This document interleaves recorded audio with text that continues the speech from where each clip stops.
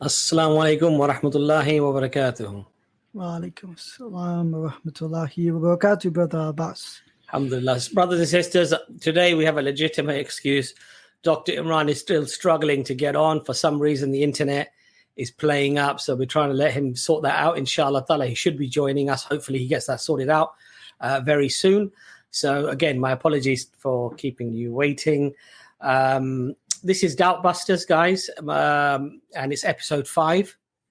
It's one of our most popular streams. And it's for Muslims who have doubts about, the religion. It could be, we do get people on who say, I have a concern about this, or I have a concern, about that. And so if you do have any concerns or any queries or anything that you'd like to perhaps have some elaboration on, we will always try, inshallah, to answer those questions. Obviously, there may be many things that we won't know. So we'll go back to the scholars maybe, and we will, inshallah, consult the scholars and try to get you the answer. Brother Ijaz, how are you feeling today? Alhamdulillah, always a good time to be here with our brothers and sisters. And Doubt Busters, like you say, it's a stream for our brothers and sisters who have questions, maybe something that bothers them, something they haven't gotten an answer to. We're not here to shame or to put anyone down on these streams. And it's always of, great value to spend time with our brothers and sisters, learn about the questions that they have. And if we can, inshallah, provide them with answers that really help them solidify their iman, inshallah. So Inshallah. I love it. It's one of the better streams that we have. Inshallah ta'ala. Brothers and sisters, just remember, when you do come backstage, please just have your camera on for even a few seconds so we can identify that you are the person who here we go. We've got Dr. Imran. No, hold on. So, this person needs to wave before they can come on. This applies to all guests. Okay, he's waved. Doctor, you sorted out your internet issues. Assalamu alaikum, guys. Yeah, I had to get a direct connection. I don't know, something wrong with the Wi-Fi. Alhamdulillah. Alhamdulillah. So today, mashallah, you well? Dr. Imran. Today, alhamdulillah, I just managed to do the community broadband, and I sort of half filled in the details yesterday, but they gave me a call today, and they said, you didn't fill up, you didn't complete, and they did it for less money than it was actually advertised, and they gave me 6 months free. So sometimes there's a delay. If you delay your signing up, it actually works out in a much more beneficial way, subhanAllah. So hopefully it's supposed to be like 10 times faster than the Virgin connection that I have at the moment. So hopefully there'll be flawless video footage uploaded and downloaded. Dr. Imran, how are you doing? Alhamdulillah. Well, not too bad, actually. Alhamdulillah. Alhamdulillah. So, as I say, please, if you're in the backstage, we've got 1 or 2 people already in the backstage. If you could kindly just put your camera on for 1 second. And then once we've identified you, you can, of course. This is a very strange comment from Brother Daniel.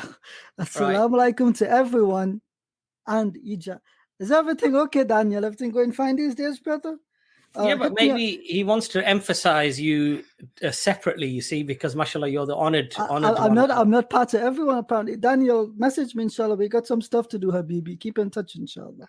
Sorry to interrupt you, brother. See, there is the general people, and then there are the specific people. There's the and the khas. Yeah? But sometimes you have specific things for specific people. Might not always be good. You know what I mean? It can get a bit spicy sometimes, huh?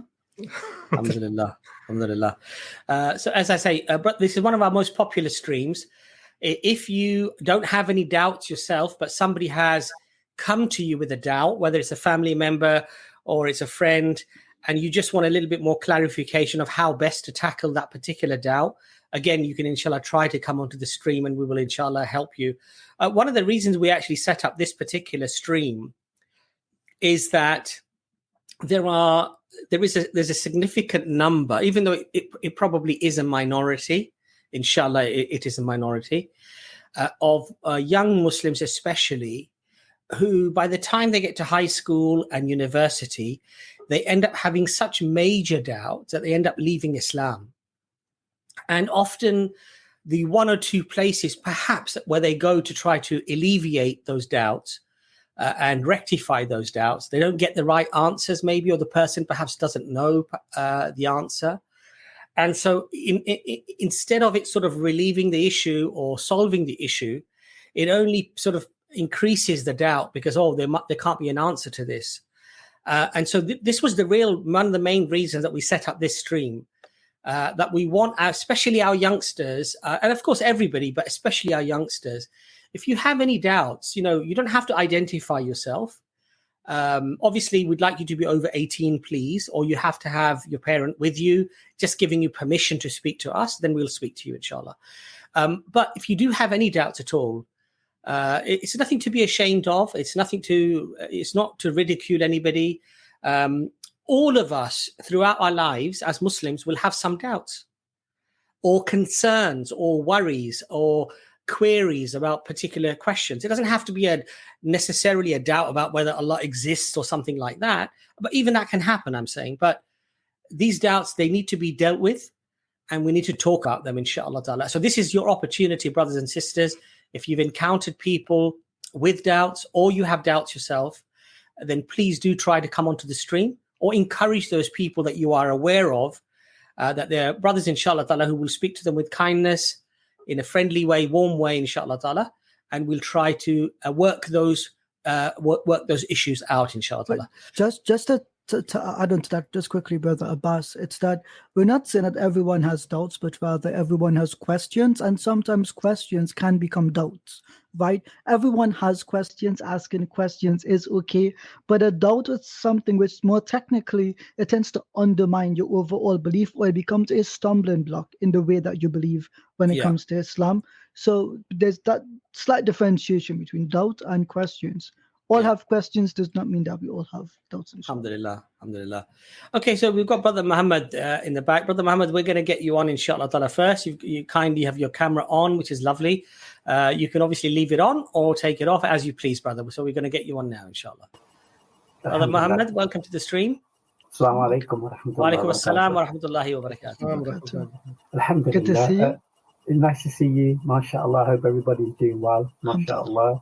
And definitely request to all the brothers and sisters to like and subscribe to the brother channels, and share this stream to people who you think have got some type of issues, and they can learn from these streams. It's very important that we share these streams to the brothers and sisters who we think might need a bit of help and guidance. Is very, very important.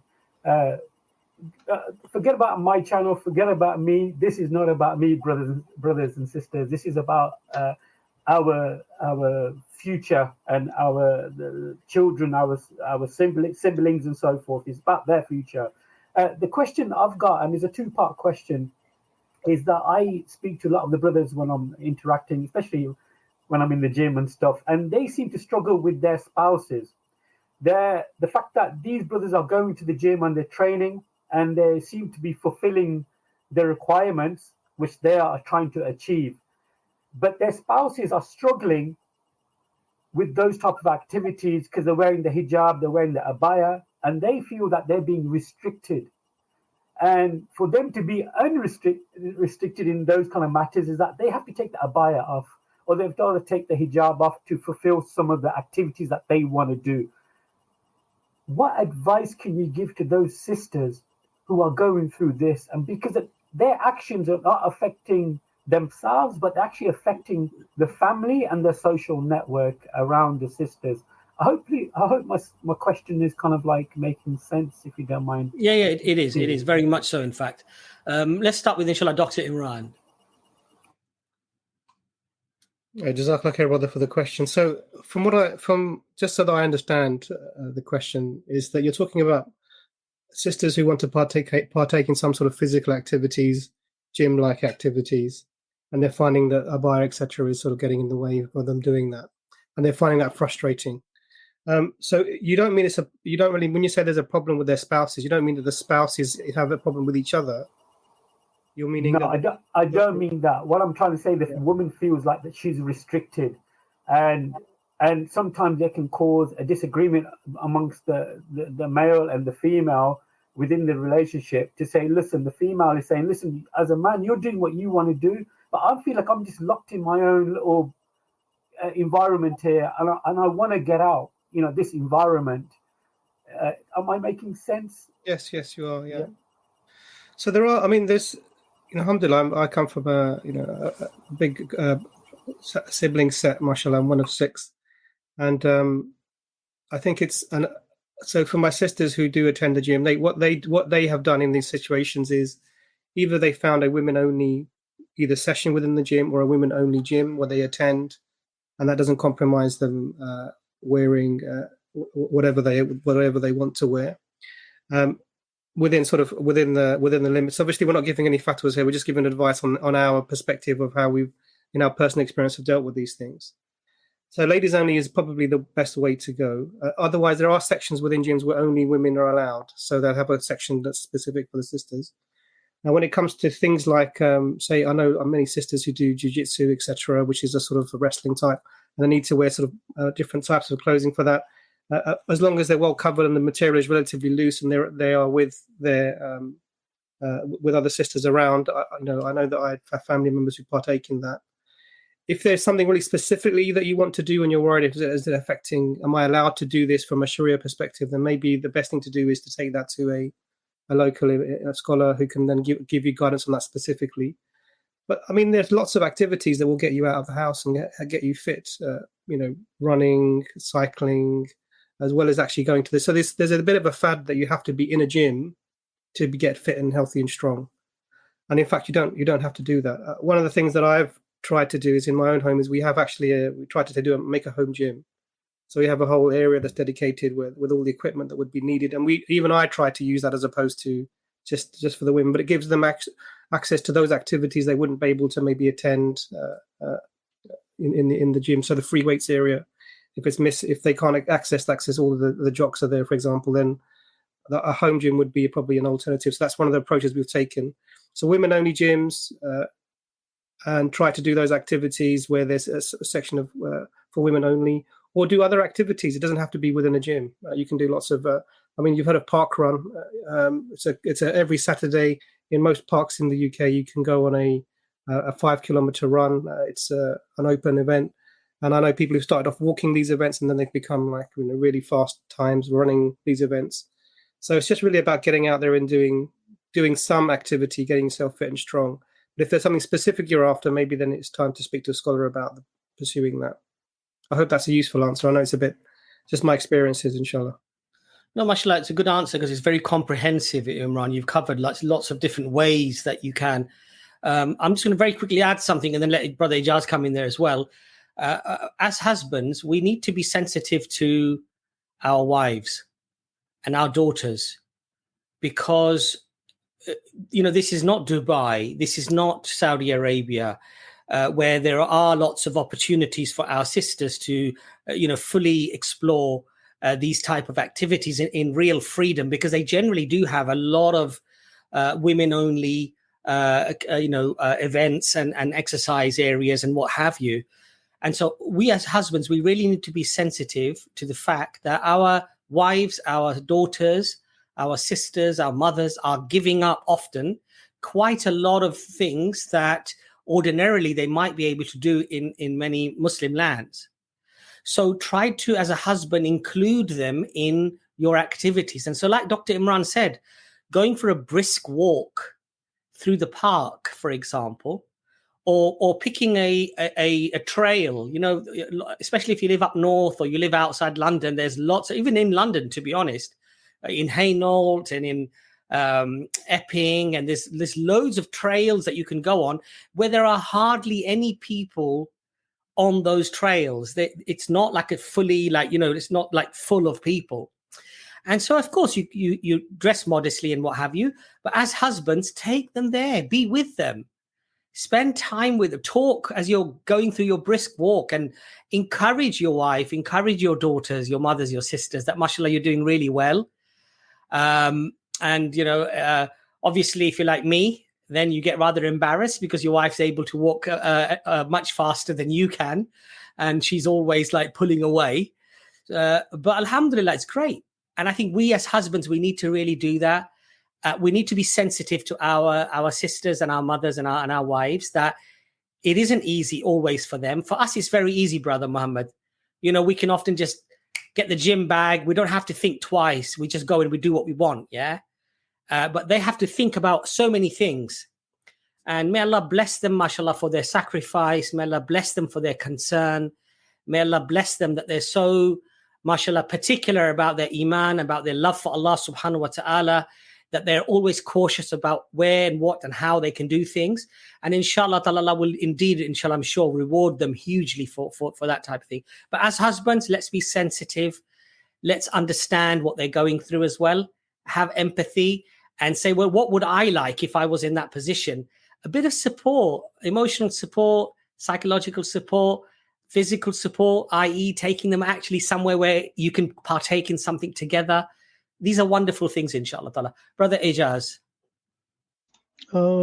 First of all, jazakallahu khairan to all of you brothers for your answers to the question, for Brother Muhammad for asking the question to begin with. Just in general, I think it's the responsibility of the Muslim community to actually develop these spaces for our community. Oftentimes we go to the gym and there's impermissible music, or there are women who are not dressed appropriately, even men who are not dressed appropriately. And so even for Muslim men, when I see them go to the gyms, we have to keep in mind that that mixed gathering,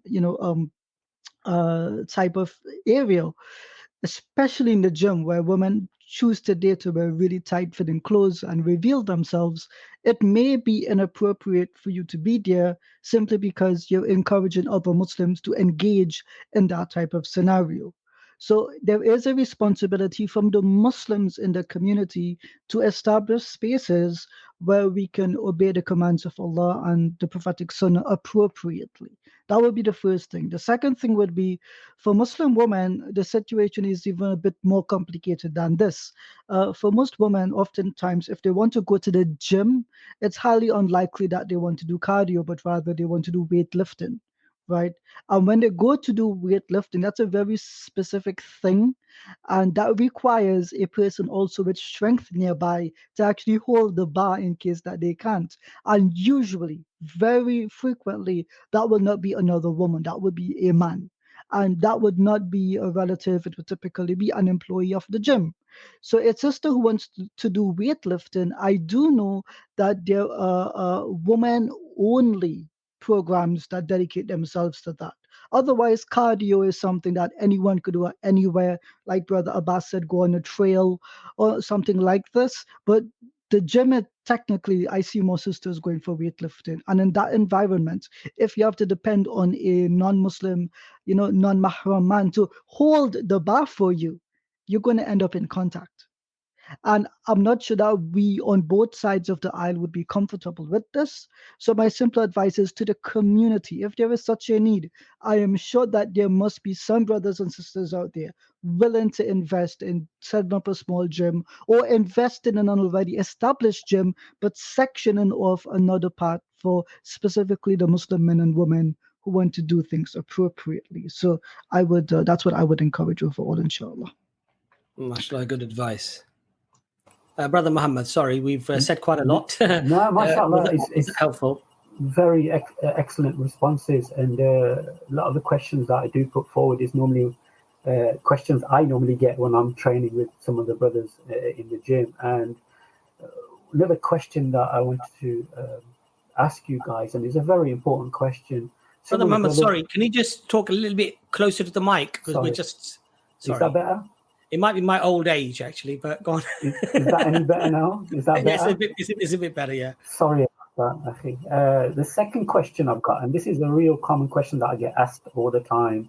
The question is very, very important, and I really appreciate the brother's response to this, is that some of the brothers always ask me, what are the signs that my spouse, meaning my wife, is going through some doubts? Because of course the women go through a cycle throughout the month, and 1 week or so, or 5 days, they don't pray or and can't do some of the rituals, and they feel that this. I'm sorry if I'm going to be a bit too explicit. They're like, once they come out the menses, the brothers are saying that they seem to be hesitant to start picking up the rituals again. And what are the signs that my wife, not my wife, but the wife is having doubts and seem to be lazy in picking back up the rituals. Am I making sense there, brothers? Hopefully I am. You are making sense, and this is not a phenomenon that happens very frequently with the majority of Muslim women. But what you often find is that phase of they've gone through something physical, and when you've gone through something physical, that loss of blood, they lose strength, they get headaches, sometimes they're dehydrated, and they're tired. They actually need that encouragement to pick these things back up. And yes, you can say kind words and you can pray with them perhaps, but what may be more influential is, why is the laziness taking place in the first place? If it can't be that it's specific to just only after the menstrual period. It is something that you will see in other areas of the life as well. And so there might be something psychological here. There might be something simply that they don't have enough iman generally. And so it's a lot more difficult, Brother Muhammad, as a weightlifter, it's a lot more difficult to pick something up off the floor than off the rack.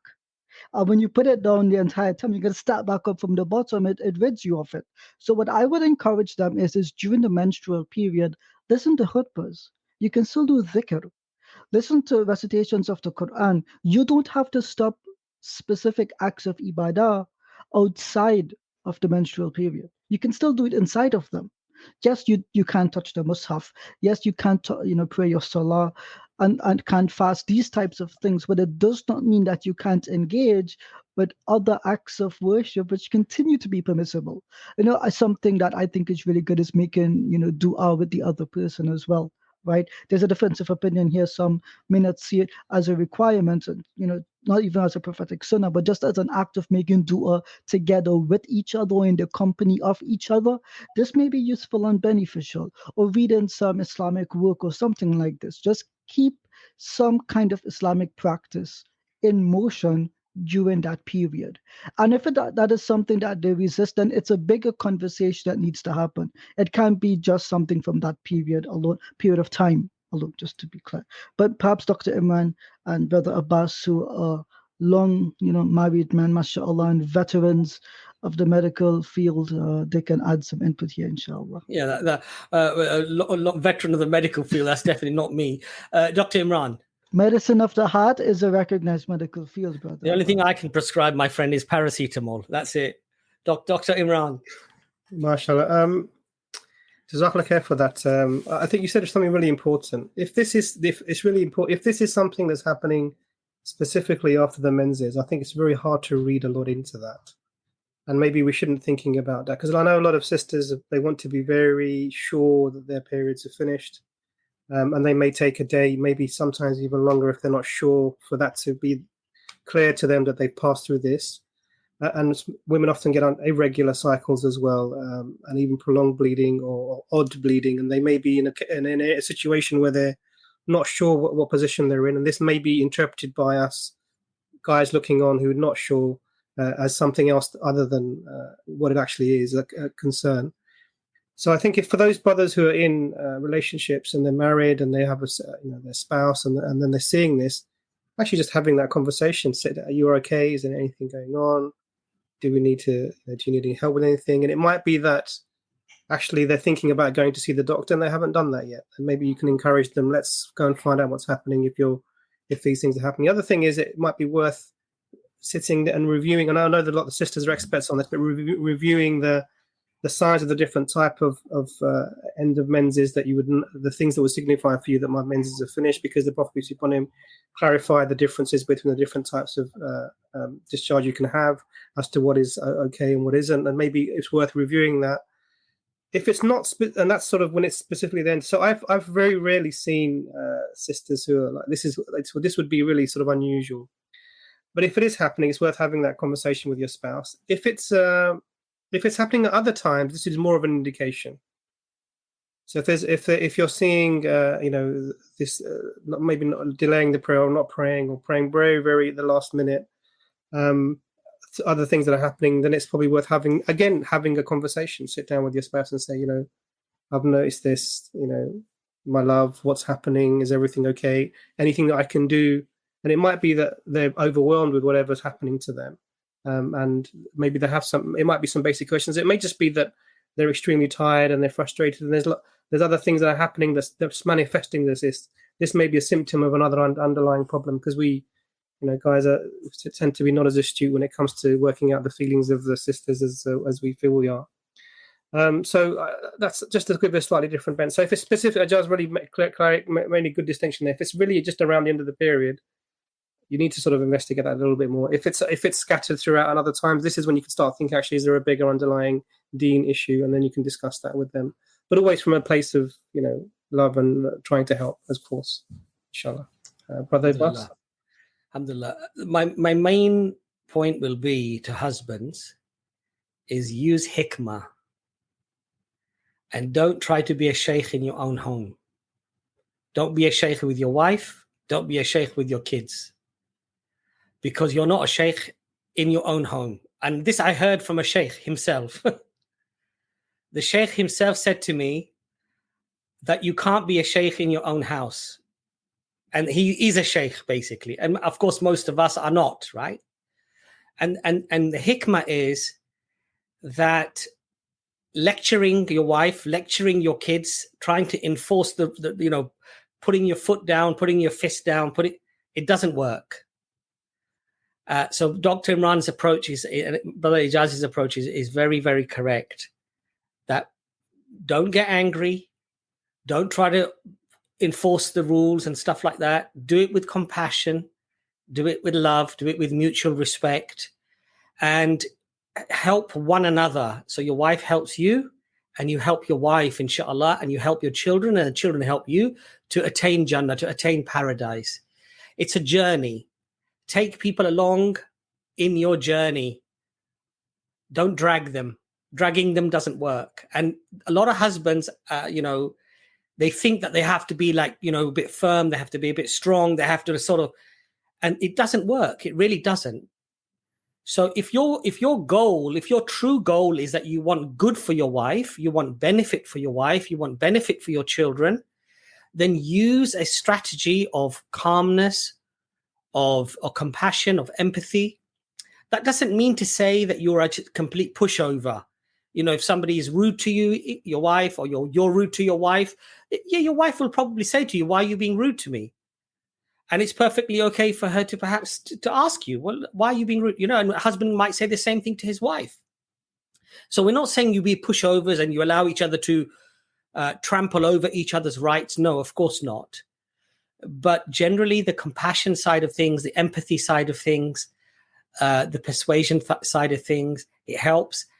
Sometimes it's not even what you say. Sometimes it might be just a few kind words. My love, you've been working really hard. I know the kids have been driving you nuts, and I know that you've been doing all of this. And you know what? I really, really appreciate everything you're doing.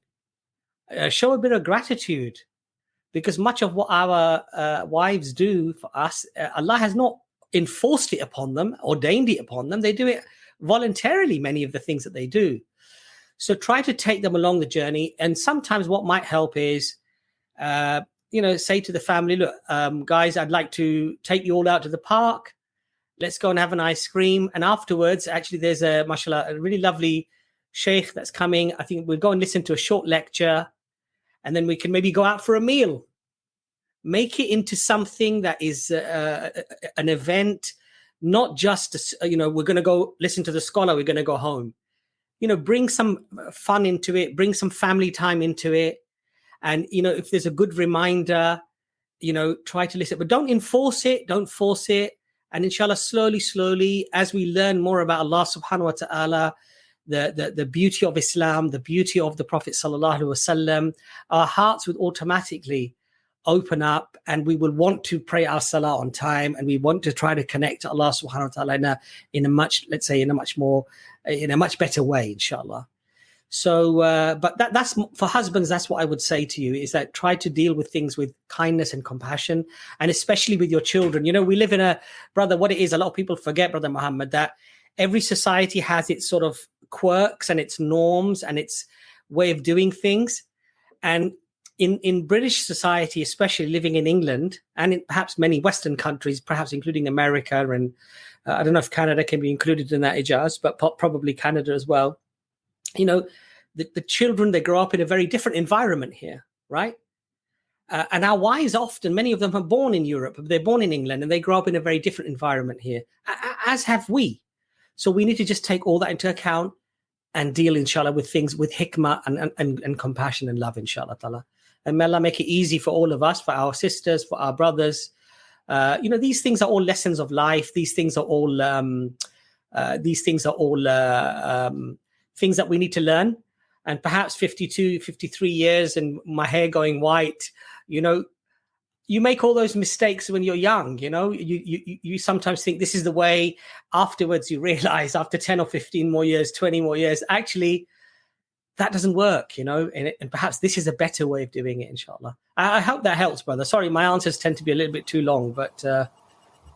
No, that's perfect, Jazakallah khair, because there's a lot of brothers who I kind of interact with, and they always come with this type of discussion with me when I'm, you know, talking to them, especially in the gym. It's more of a social club in the gym, and they kind of interact with me a lot. And that's the only time I actually interact with people, to be honest, when I'm in the gym. Apart from that, I'm just with my own little bubble, and I just, you know, prioritizing my own family and so forth. But no, I really appreciate those answers. And I just had another question, and this is more of a personal question.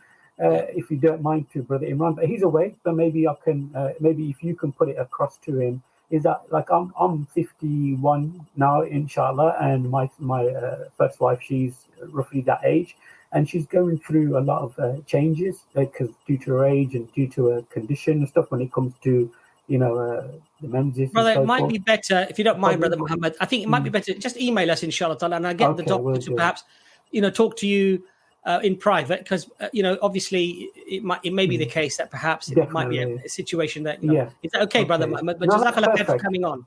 Jazakumullah khair, and may Allah appreciate that. All of you, inshallah, and thank you for having me on. And God bless all of you, inshallah. Assalamu alaikum. Jazakallah khair, brother. Assalamu alaikum. Brothers, just to remind you in the backstage, if you leave your cameras on, you'll probably get on first, because I won't have to verify you. So I've got Osama next. Osama, can you just give me a thumbs up, please, quickly? That's great. Inshallah, you're on next, brother. Brother Osama, welcome to the stream. Assalamu alaikum. Can you guys hear me? Walaikum salam. Brother, that's not a picture of you. I know that because you've identified yourself as somebody much older. So that's fine. Yes, thank you. I wanted to ask, well, first of all, thank you for having these streams. I'll just get to my question quickly. I think one of the benefits of having this is when I have these streams, I'm thinking of doubts. I'm just whacking my head to think of something.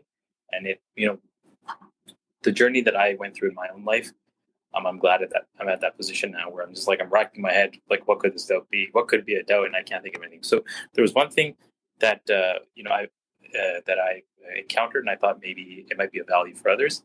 And I haven't really looked into it further because, you know, when you reach a point in life when you've looked into 10 things, and 10 out of the 10 times, eventually you realize they're just kind of crap, not really based on anything. So I haven't looked into this, but one of the things was about the preservation of the Quran. There's somewhere I encountered something along the lines of there's an Ibn Masud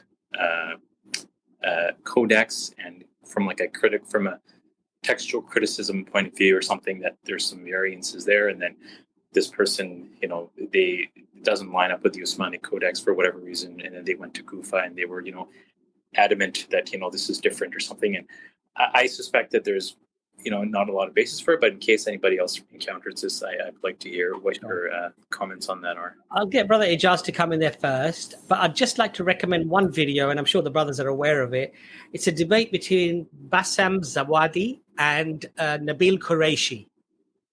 I would urge you to watch that debate because it's a huge, you know, wonderful a plethora of information about many of these issues. And the very question you've asked about Ibn Masud was a contention that actually Nabil Qureshi, the late Nabil Qureshi, who was a Qadiani originally, Ahmadi, who converted apparently to Christianity. He was quite a well-known speaker. But this question came up, and Bassam Zawadi actually answered it really beautifully. So I would like to, I'll try to put the link up if one of the brothers in the back can make me find the link. It's the debate between Nabil Qureshi and Bassam Zawadi. It really is a two-part video, but I would really recommend to watch that if you want to have clarity on that. But Brother Ijaz, please, if you would like to address that first. Yeah, Jazakallah khairan for asking the question and for allowing us the ability to answer it. So to begin with, non-Muslims really, when they bring this claim, they have no understanding of who Ibn Mas'ud radiallahu an was. To begin with, he is in the chains of narration, in the chains of the recitation of the Quran, he's at least 4 out of the major 7. 4 of them. And in every single one of those chains, today we recite Hafs and Asim, right? This one in particular, he is one of the major ones in this chain from whom it was transmitted from. Surah Al-Fatiha is there. The last 3 surahs of the Quran are there, what we call the final 3 calls, the 4, but you get the point, right? The final 3 surahs, it's in there. It's in the recitation of Imam Al-Kasai, the recitation of Imam Khalaf, the recitation of Imam Hamza. It's in all of these, and Ibn Mas'ud radiallahu anh is in these narration. He's in these chains of transmission. He is a rawi. He is one of the transmitters. So anyone who brings this claim, to begin with, the preponderance of the evidence contradicts the claim. The second thing is we ask them, what do you mean by Ibn Mas'ud's radiallahu anh's codex? Because no physical mushaf, no physical manuscript exists of it. What exists of it are people's traditions about it. And in these traditions about it, all it says is that he did not write in his Musaf Surah Al-Fatiha. So now someone may ask the question, well, does this mean he did not believe in Surah Al-Fatiha? When you read Salah, can you read Salah without Surah Al-Fatiha? It's not No. Right? Yeah, there's no such things. And in 4 of the Qira'at, in fact, in all of the Qira'at, Surah Al-Fatiha is at the start of it. And to be clear, within the Islamic tradition, al-Kitab, the beginning of the book is Al-Fatiha, and it has a special designation as the 7 lofty ayat, that nothing in history has been revealed like this previously, this particular recitation from among the prophets. So this is a specially designated thing. And because he was the faqih, he was the imam of the people of Kufa, here's what we would expect. The people of Kufa omitting Surah Al-Fatiha in their writings of the Musaf, in their recitation of the Quran, or in the praying of the Salah. Now, the fiqh of the people of Kufa, generally today, it's attributed to Imam Abu Hanifa, right? Now, according to Imam Abu Hanifa and his students and his teachers, from which their teachings come from, Ibn Mas'ud radiallahu anh, is Surah Al-Fatiha and the last 3 calls part of the Quran? Yes, no problem there. So here is the thing. We need to ask the question, these people who bring this claim, do you have Ibn Mas'ud's Musaf? The answer is no. Do you have a statement attributed to Ibn Mas'ud radiallahu anh where he says these surahs are not part of the Quran? No, there's not that either. So their argument is based on conjecture and speculation, and the preponderance of the evidence is so great that their speculation is not an evidence itself, nor is it a counter-evidence. It's not an evidence, it's a claim without qualification. And we add a third thing to this, which is they apply what I would consider a Christian standard of scripture to Muslims. For us, I'm sure if I go into your home right now, Brother Osama, you sent me your address, I walked into it, you will have at least one book which is separate from the Musaf of the Quran, with at least one surah or a couple of surahs. Now, if I entered into your home and I discovered such a book, because we all have it, usually it's Surah Al-Rahman, and it's the last 10 surahs, Surah Al-Kahf separately, just for you to recite it on the day of Jummah, which is tonight as well, right? You will have that in your home. Can I then say that Osama Jalani, this brother, he doesn't believe in the other surahs of the Quran because he has a book with separate surahs collected from the Quran? The answer is no, this is not a logical thing. So the thing is, this codex or Musaf, if it existed, then we have no problem as Muslims accepting that it existed. It is not a canonical codex, meaning that the number of surahs in it does not determine the number of surahs in the Quran as we should believe in it. It's just a collection of the writing of the Quran suitable for his personal and private use. And we have no instruction from him that this is how you should write the Mus'haf either. There's no command from him with this either. So the preponderance of the evidence is too great for a speculation and an inaccurate claim to override our yaqeen, our certainty about Ibn Mas'ud radiallahu anh, his students, and his transmission of the Quran.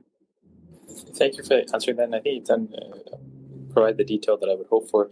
One additional follow-up thought was, is there, in addition to this claim of just some surahs being in it or not, but in the actual content of it, in the body of the Quran, is there differences or are there variants that are not accounted for in our different readings that we already have? Like there's a wa here or something like that.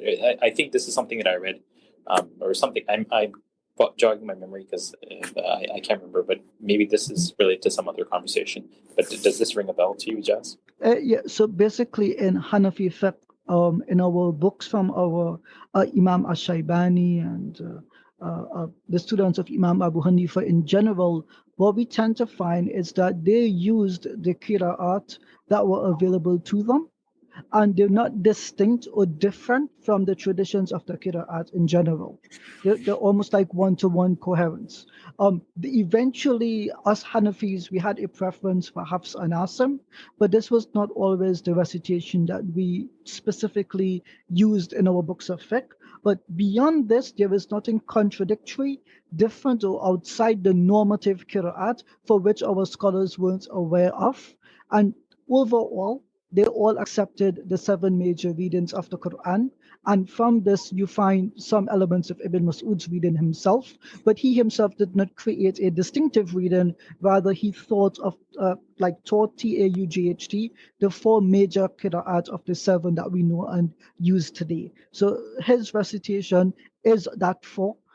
If you find that there's a qira'ah where there's an additional ba, a conjunction, or what we would call a harf, like the preposition min, you would find this in Surah Al-Tawbah, but this is also present in the other qira'at, so it's not distinctive, different, or separate from them. Okay. Thank you so much for answering that. No Thank you so much for your time. No problem. Barakallah for you, brother. I think one last quick thing, brother Osama, just to add, very, very quickly, actually, because mashallah, brother Ijaz gave a very detailed answer there, is that whenever anybody brings a contention about manuscript evidence or Ibn Masud radiallahu anhu or whatever, Ibn Masud was one Hufaz out of hundreds and hundreds of Hufaz, and the tradition has continued from then to regard the oral tradition to be superior to the written text. And so our primary it's not even the textual, it's not even based on the books or the codexes. Exactly. And so even today, when the Quran, for example, in Egypt, when they wrote the Quran, the codex, the Egyptian format in 1924, I think it was. Cairo edition. Who do they send that to? They send that to the Hufaz, the memorizers, to confirm, is everything okay? So they didn't just say, okay, here's the print, let's compare it to another printed Quran or another written Quran. They sent it to the memorizers, the Hufaz, because this tradition is continued. And mashallah, this tradition is actually well documented. And surprisingly, funny enough, I just got a poster made today, which is about non-Muslim academics who have basically said that the Quran is a fixed text from early on, that there aren't these issues that you find with other texts, basically. And in fact, the more manuscript evidence that is being found, rather than causing doubt, it's confirming the Islamic picture of preservation. These are non-Muslim academics saying this, so it's a non-issue. But obviously, the issue sometimes comes up because people realize, of other faiths, of no faiths, that the only way you can potentially tarnish is Islam is like trying to cause doubt about the text itself.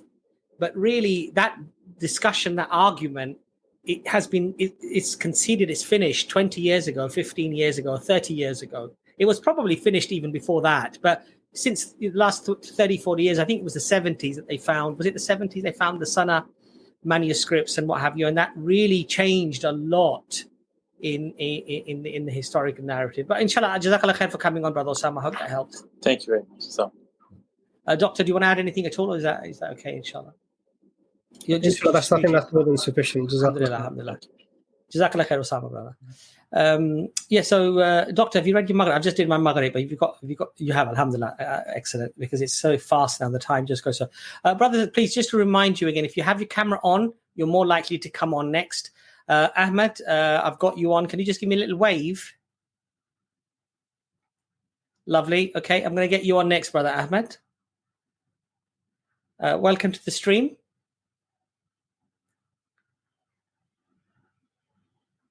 Brother Ahmed? Assalamu alaikum. Do you hear me? Wa alaikum assalam wa rahmatullahi wa barakatuh. So I have a doubt with one hadith, if you don't mind. Sunan Abi Dawud 4449. It talks about Prophet Muhammad believe in the Torah. It came up in one of my debate with a Christian. I don't believe he believed in the Torah entirely. I don't know what to make of this. Can you? Can you just, inshallah? Can you just? What's the question? If you just read the hadith, or just tell us what the contention or the problem is. The problem is that the Christian used this in one of my debate with them. Is that Prophet Muhammad believed in the Torah completely. I found this not true. Perhaps some of it, because in the Quran, if it's agree with the Quran, yes, you may believe in that, when whatever agrees with the Quran. If it's not, then not. But it's Hassan. They have these Hassan, so it's hard for me to say it's completely true or not. I don't know how to make of this. Can you help clarify something if it's true or inshallah, not? Okay, let's try to go through that, inshallah. Brother, okay, Dr. Imran, basically the Prophet Muhammad, peace be upon him, believed in the Torah. Presumably you're saying, Brother Ahmed, that he believed in the Torah that the Jews had at the time, that was actually preserved and it was accurate. Is that what you're saying, Brother Ahmed? It's hard for me to say if it preserved or not. No. Is that the claim that the non-Muslim is making to you?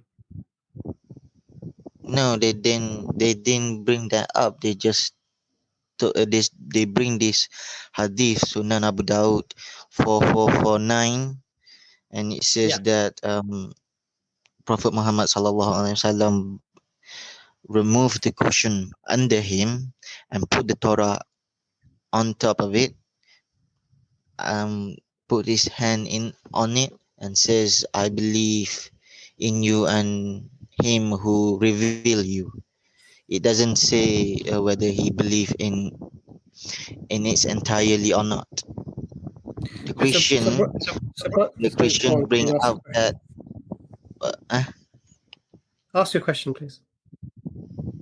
So my question is: does Prophet Muhammad believe in the Torah that Torah entirely or not?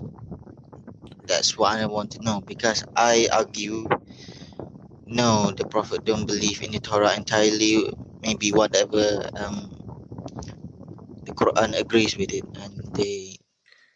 Yeah, so you're right, brother. The Christians that present this, if they're trying to say to you, so this is the hadith. I've looked the hadith up while you were talking, a group of Jews came and invited the Messenger of Allah ﷺ to Kuf, and he visited them in their school. They said to Abu Qasim, one of our men has committed fornication with a woman, so pronounced judgment upon them.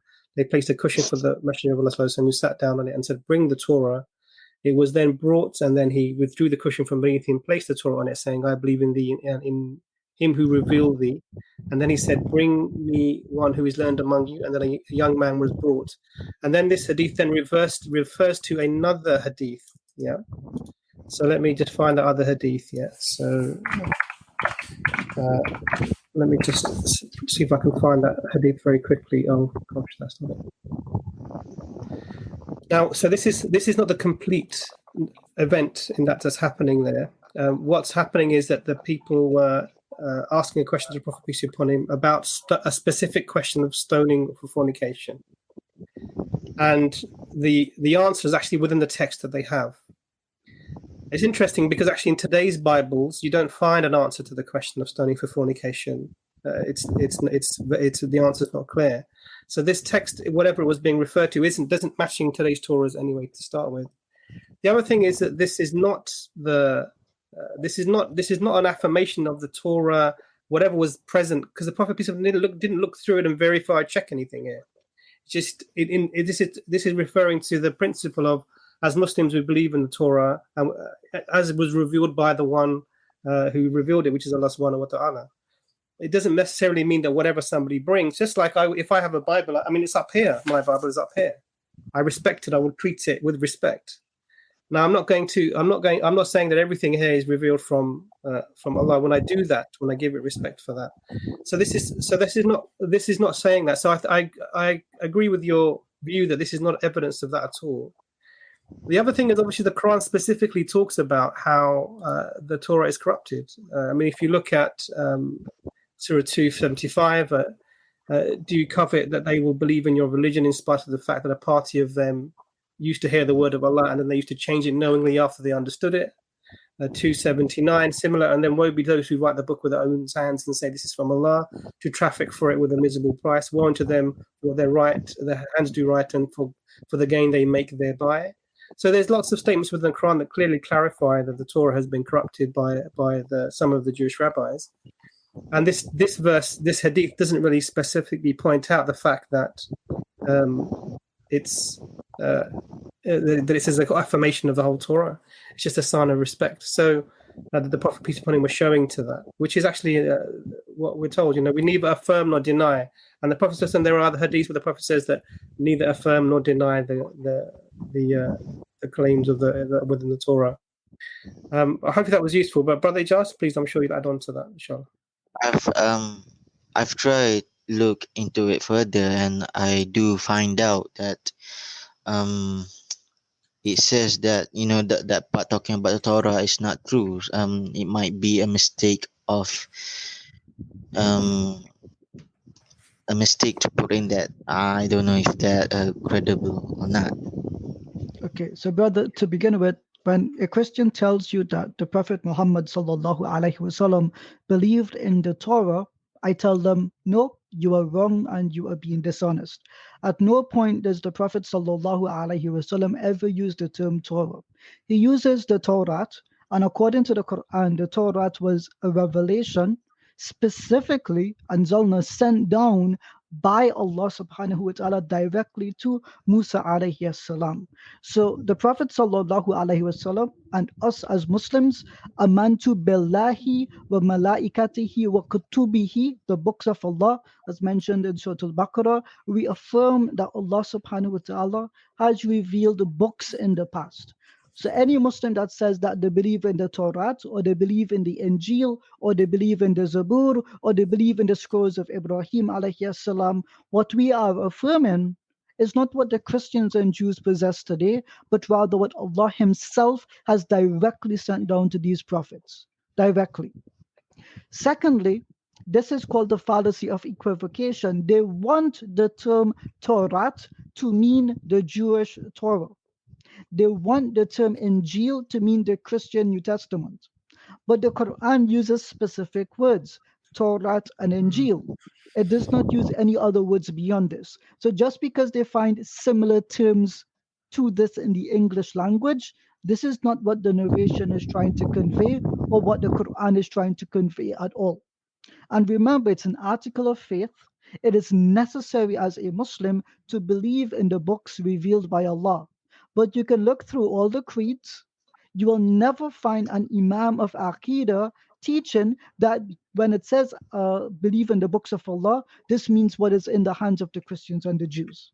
So they should tell you directly that if our Aqidah does not mention or specify these things, then this is not necessary to believe in the books of the Christians and the Jews. Rather, the opposite is true. We can disbelieve in them. Thirdly, this narration in Sunan Abi Dawud, this one is unique. Why? Because there is an additional line to it that is not found in the other riwayat, in the other transmissions.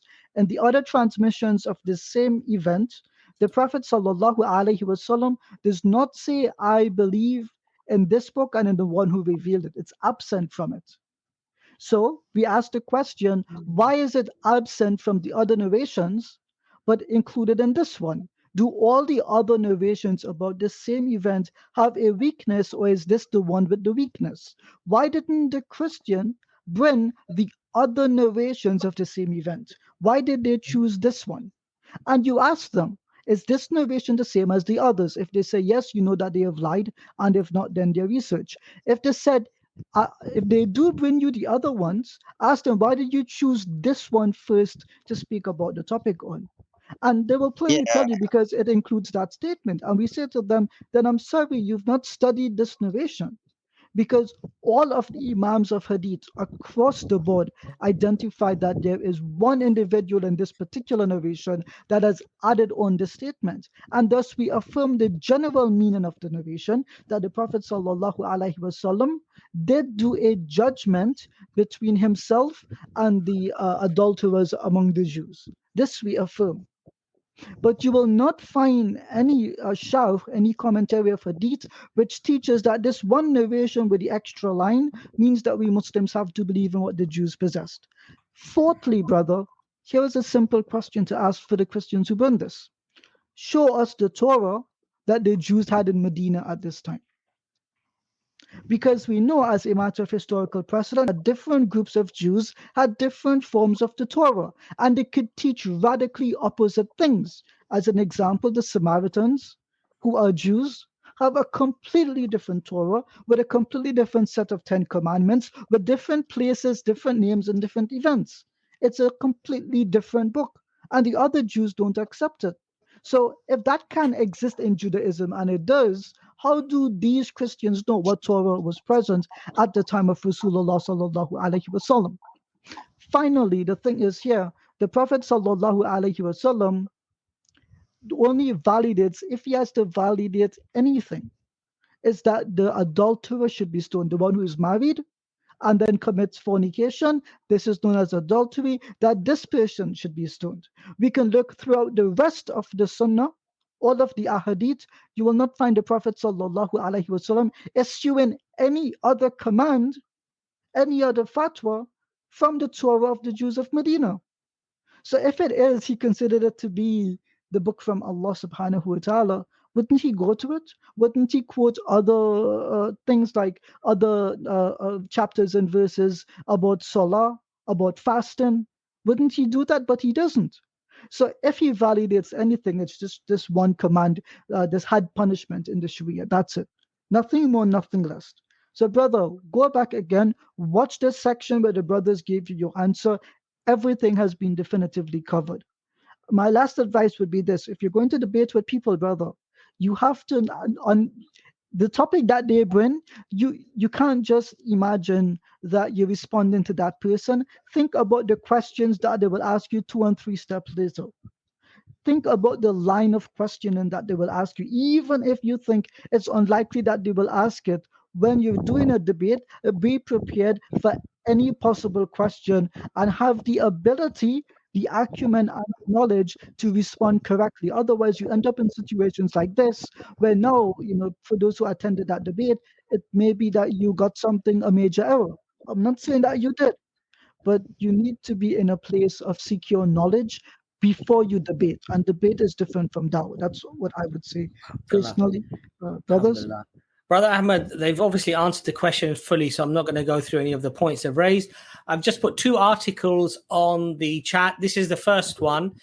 This is where early Christian sources, because a lot of the times the Christians and the Jews, they say that actually this accusation of tahrif, this accusation of changing of the scriptures came many centuries later.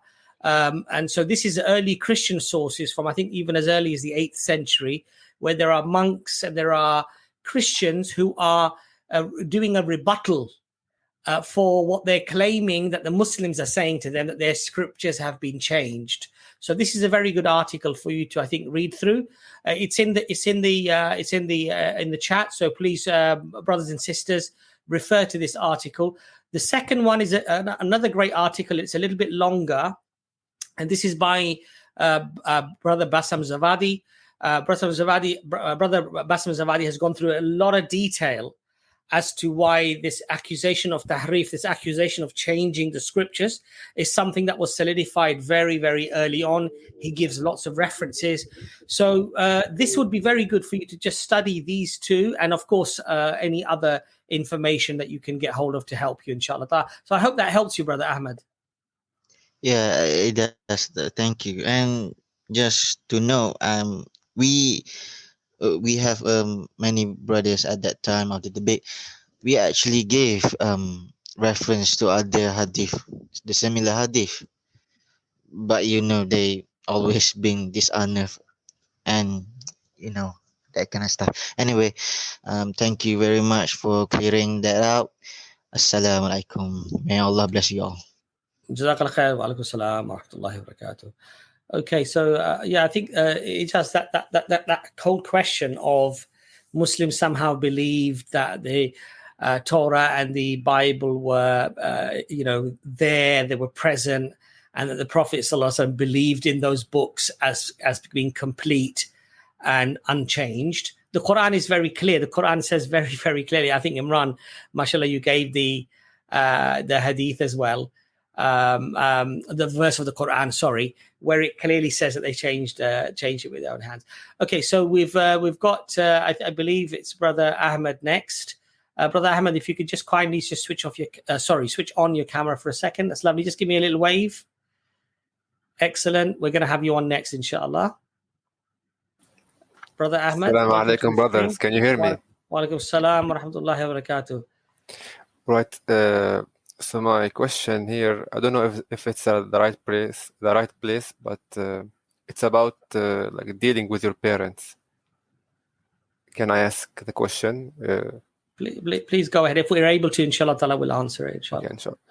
Okay, so like how do you deal with like a toxic narcissist mother? Like what does Islam say about obeying or respecting that parent? I think, brother, it's very, very simple. Anything that is of an un-Islamic nature, i.e. stop praying, don't fast, don't do this, don't do that, clearly you don't have to listen to your parents if they are encouraging you to do kufr or doing something which is haram, but you're still not allowed to be rude to them. This is very important. So even if they're asking you to do kufr, haram, you can't rebuke them in a way which is disrespectful. And the Quran makes that something that is very, very important. So that's the first thing. You still have to deal with them with patience and kindness. Now, if the relationship is very toxic, and sometimes there's other family members involved, and that can happen.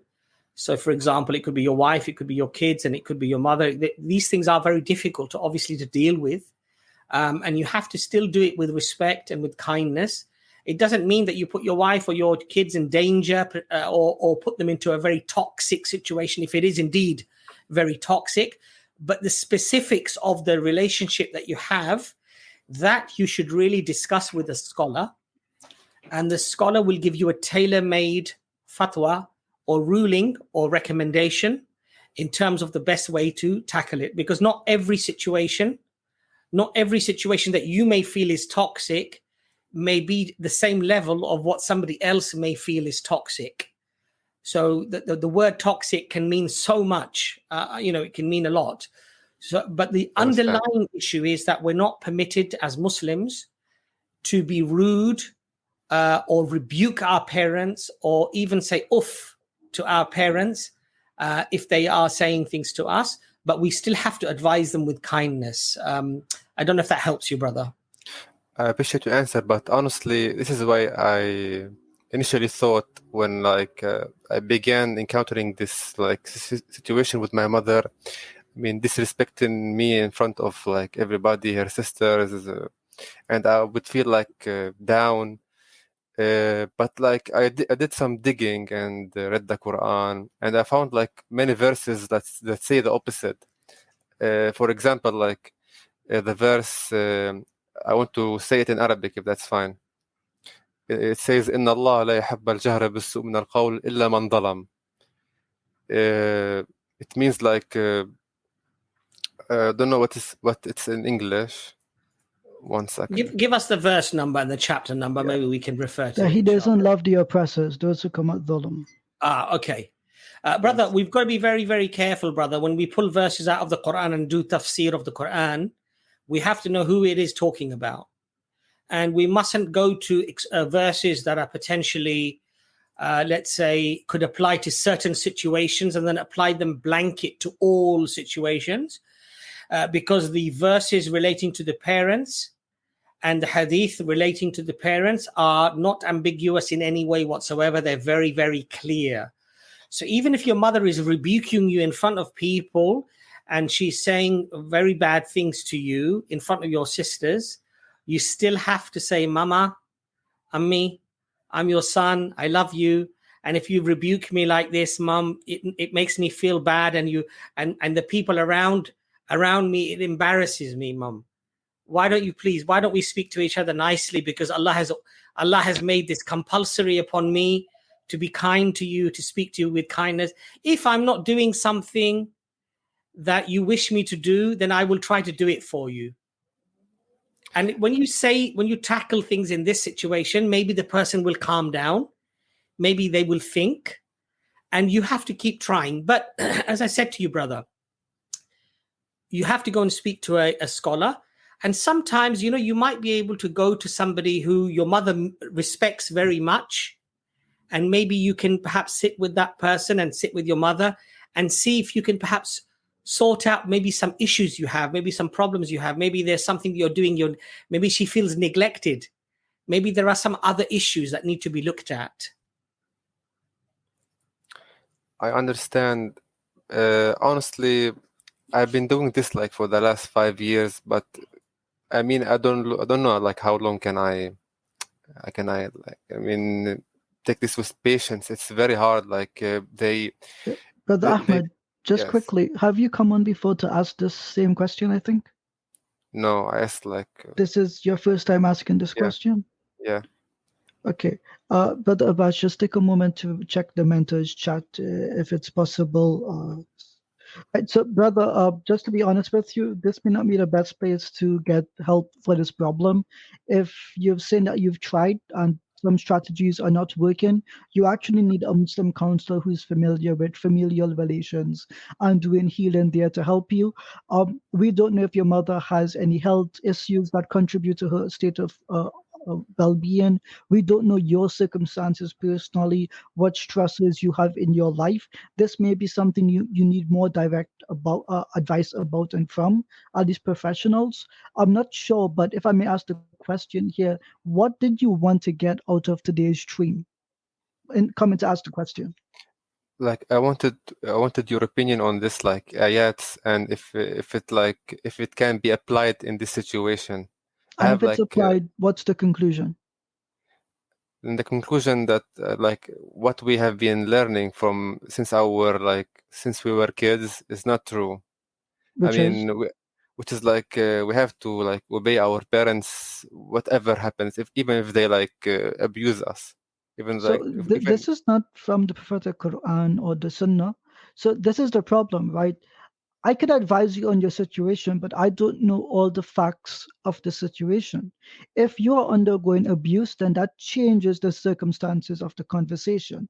Even if it's just verbal abuse or public shaming, then different circumstances, this contributes to a different ruling, and this is something specific to your situation. In general, if your mother abuses when you go out with her, don't go out with her. Right? You can ask her, you can tell her, today I'm not well, or I'm not feeling well, this is not appropriate, just don't go. You can find there are solutions to these issues. If I may ask, brother, are you under the age of 18? No, I'm over. Are you married?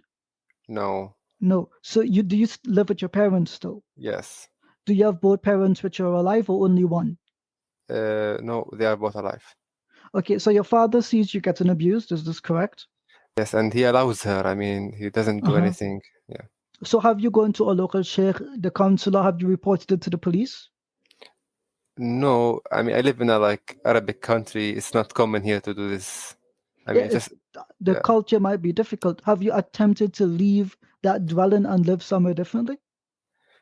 No, but I'm trying because I mean, it's getting harder, and I mean, and the last thing, I mean, and now they are using Islam to justify their actions, and that's like making me kind of doubt myself. Like, I mean, is this really Islam? I mean, so what is going on here?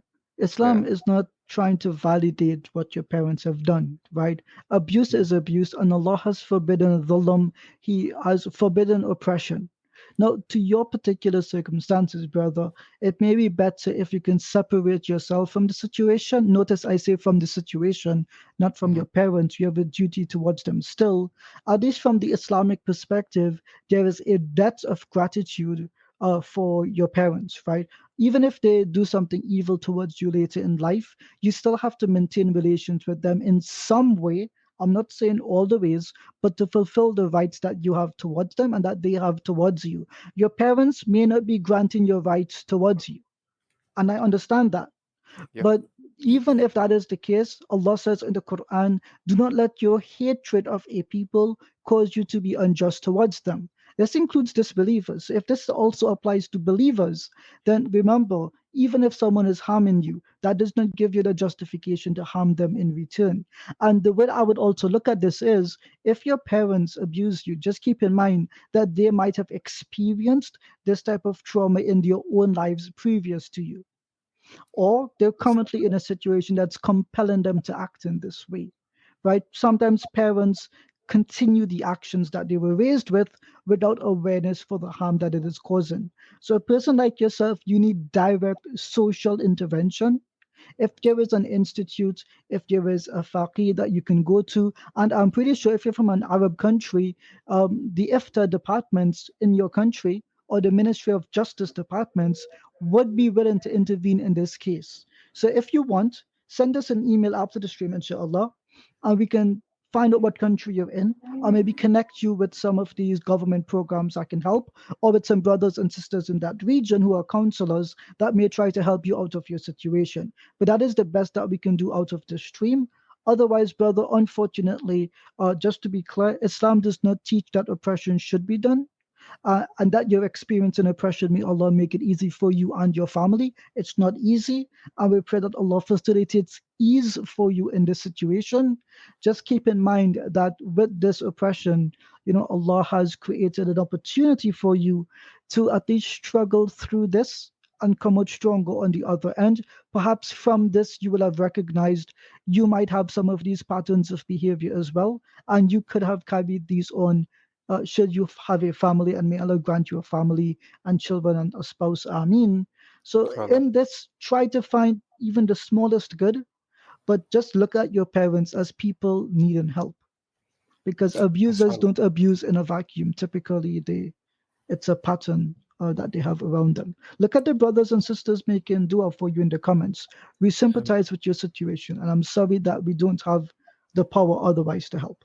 And Brother Ahmad, on a note about people being toxic in our relationships, most of us will have somebody, whether at work, whether in families, whether one of the parents or uncles or whatever it might be, that will have this type of toxic relationship with us. And Brother Ijaz, mashallah, beautifully said that one of the things that we need to remember is that difficulties with relationships, not necessarily toxic, but just difficulties with relationships, is something that everybody goes through, including the prophets of Allah. They went through this, where they had issues that needed to be resolved and discussed. The Prophet sallallahu alaihi wasallam had sometimes issues with his with our mothers, with his wives, you know. And we don't talk about them, of course, in a derogatory way or a negative way at all. But these were issues that the Prophet ﷺ had, and he had to deal with things patiently. And sometimes he had to cut himself off for a time to resolve things, to solve things. So this sabr of dealing with people, and Ijaz is absolutely right. We don't have to become a doormat. We don't have to just excuse toxicity. But dealing with things with patience and sabr and getting the right advice from scholars and getting somebody involved, inshallah, this is the best way forward, Brother Ahmed. I hope that helps for you. I really appreciate your answers, brothers. Inshallah, I will find someone, who is the right one, and inshallah, he will help me out deal with the situation. Thank you a lot, guys. May Allah make it easy for you, my brother. May Allah make it easy for you. Make it easy for all of the Muslims who have this type of issue, where they have some sort of toxicity from others around them. And sometimes we need to reflect upon ourselves as well, that am I doing something to perhaps create that type of a reaction? Not blaming ourselves for everything, but just being aware of our own selves as well. But Jazakallah khair, Brother Ahmed, for coming on. Inshallah, ma'as-salama. Dr. Imran, it's a very, very important subject, and a really, let's say, a subject that perhaps most of us are probably familiar with, in terms of, toxicity, people being toxic around us, negative around us, or just being perhaps using us or trying to use us as a doormat, as an escape. So, mashallah, you've obviously gone through, not gone through, but you've had people that have come to you, obviously, even within your work as well, or whatever, and you've had to advise. What sort of good advice? I know that Brother Ijaz has, mashallah, given a lot of good advice there, but can you add anything to that? I don't know if you heard the discussion at all. Or I haven't. It's for maybe people. It's the exam results day today for people who did A levels. So one of my children have just had their results, so they're just celebrating, and I just popped to sort of do the celebrating. They have a little bit of meal with them, so just apologies for being away. Oh, Mubarak. So this alhamdulillah, may Allah make all of the children more successful, inshallah, make them leaders in the future. The question I wanted to ask was: is it for family members or other people who? Yeah. So what it was basically it was his mother. Brother Ijaz mashallah gave quite a really lovely explanation of all the things that what he should do, and we said, look, main thing is get a scholar involved and try to get the scholar to mediate, to find out what the issues are, because his mother, he said, rebuked him in front of the family and really constantly was very toxic around him, and he was trying to use the verses of the Quran where it sort of implied that he should maybe break ties or move away or whatever. And obviously we said that wasn't appropriate Islamically. That doesn't apply to your parents. So any short advice maybe you can give before we get the next guest on, inshallah ta'ala.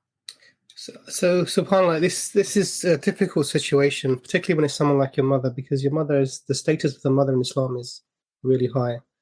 And so usually this has been something that isn't new. This is almost like a habit that sort of someone may be rebuking you from a long time, and it's very hard to deal with that sort of behavior. But I think once whatever you do, you should never do it with anyone else around. It should be just yourself and your mother, and having maybe that conversation, Mum, do you remember this happened, and then raising how you felt uncomfortable at the time for that person, so they become aware of how that feeling was for you, and maybe they will understand that.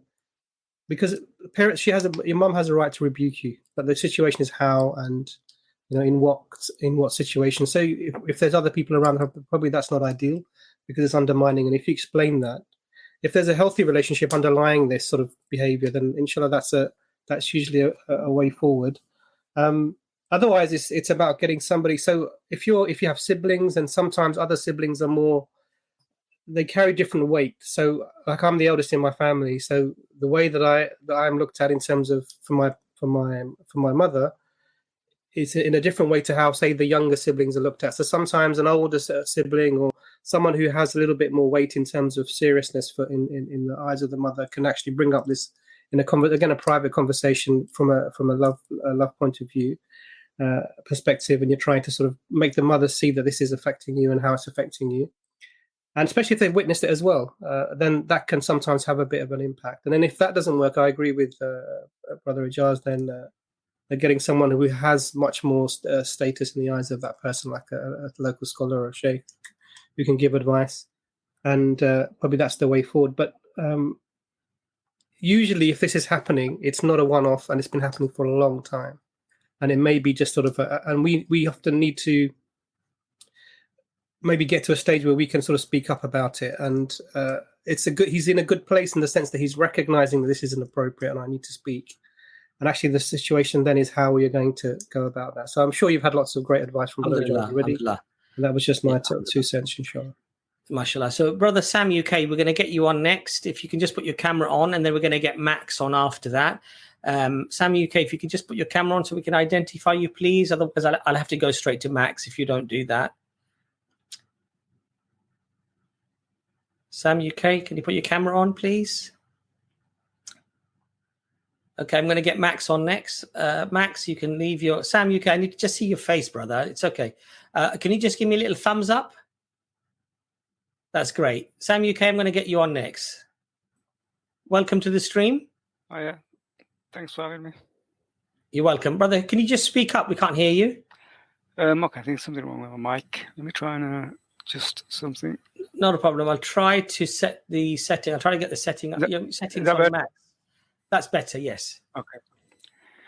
Yeah, it's kind of like a similar question to what one of your previous scholars had. It's about believing in the scriptures given to the Christians and the Jews. When I read the Quran, it's basically, it doesn't say to me that the scriptures for the Jews and the Christians, they're corrupted and you can't believe in it. I mean, I've read the Bible, and I believe in it all, and I believe in the Quran, and I don't understand why there's such a big issue of Muslims not believing in the Bible. I've heard the arguments. Brother Sam, I must recognize your voice, and you are a Quran only brother, aren't you? Kind of. When I say Quran only, I mean I see the Quran as the word of God. Everything else is not the word of God.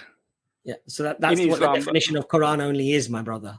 Not really. I mean, it's like I believe in some of the hadiths that support the Quran. The hadiths that don't support the Quran, I won't necessarily believe in them. I don't see as you have to follow the hadiths.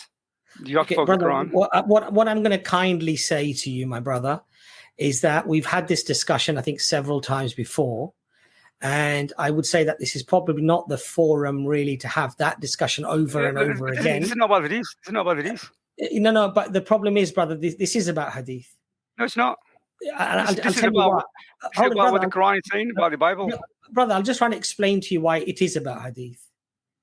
Because the way that a Muslim forms his view about Islam, about the rulings of Islam, about the rituals of Islam, about so much more than what is in the Quran in terms of an explanatory scope of those verses of the Quran. All of that comes from hadith, brother. It isn't. Sorry, I disagree. Okay, brother. But I'm not going to have that discussion with you. I don't know if the others want to engage, but I don't believe that this is... I want to go through the verses of the Quran, yeah? Okay. I don't know why you don't do that. No, brother Sam, don't worry. I will give you a chance, but let me just get Brother Ijaz in briefly, but I'm not going to continue myself. Maybe Imran and Ijaz might want to add anything to that. Go ahead, Ijaz.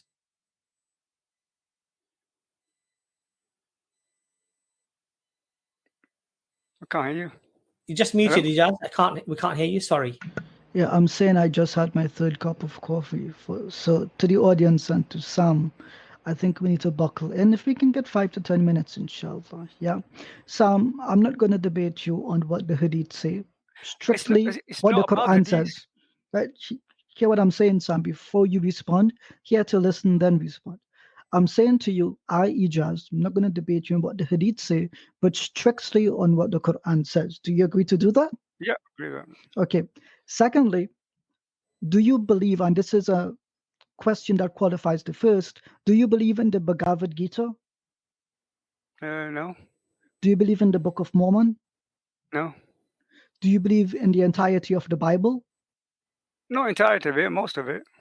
Most of it would be what? Well, I don't believe in the New Testament because that's not really anything what Jesus said. I believe in the Gospels, the Psalms, the Book of Job, most of the Old Testament, but the New Testament, not really, no. So I'm a bit confused, right? So this is why I need clarity, right? And you can help me here. You said most of it you don't believe in the New Testament because that's not what Jesus said, but then you said you believed in the Gospels. So where do you get the sayings of Jesus outside of the Gospels? What means the sayings of Jesus after the Gospel? Well, no, because you said to me you don't believe in the New Testament because Jesus didn't really say those things. Yeah. And then you said, but you believe in the Gospels. That's right. So where do you find the sayings of Jesus that's in the New Testament, but outside of the Gospels? No, when I say I believe in the Gospels, but not the other books after the Gospels. So you believe that in the 4 Gospels, Jesus spoke those words? Yeah, I agree. Yeah. Right, so that's what your belief is? That's right, yeah. Okay, so when Jesus says, this generation will get no sign in the Gospel of Mark, and then in the Gospel of Matthew, he says, this generation will get no sign except the sign of Jonah. Which one are you claiming that you hold on to? It doesn't matter, that doesn't concern me. It's more about it matters. But Sam, that matters. I'm doing something specific, right? Because when we ask generally, the general things lead to the specific, right, Sam? So in this specific case, if that historical Jesus is telling me no sign, and the other historical Jesus is telling me there is at least one sign, this violates the law of non-contradiction. And as a Muslim, I believe that Jesus is the truthful one. So which one are you asking me as a Muslim to believe in? See, well, you think, God's word will be so accurate, that there can be no sort of like errors or contradictions. I don't believe that. The Quran says God can contradict himself. Yeah, he can do what he wants. Yeah. Doesn't Allah say in the Quran that that this book is from me because was it from anyone other, there would be many contradictions therein? Well, kind of.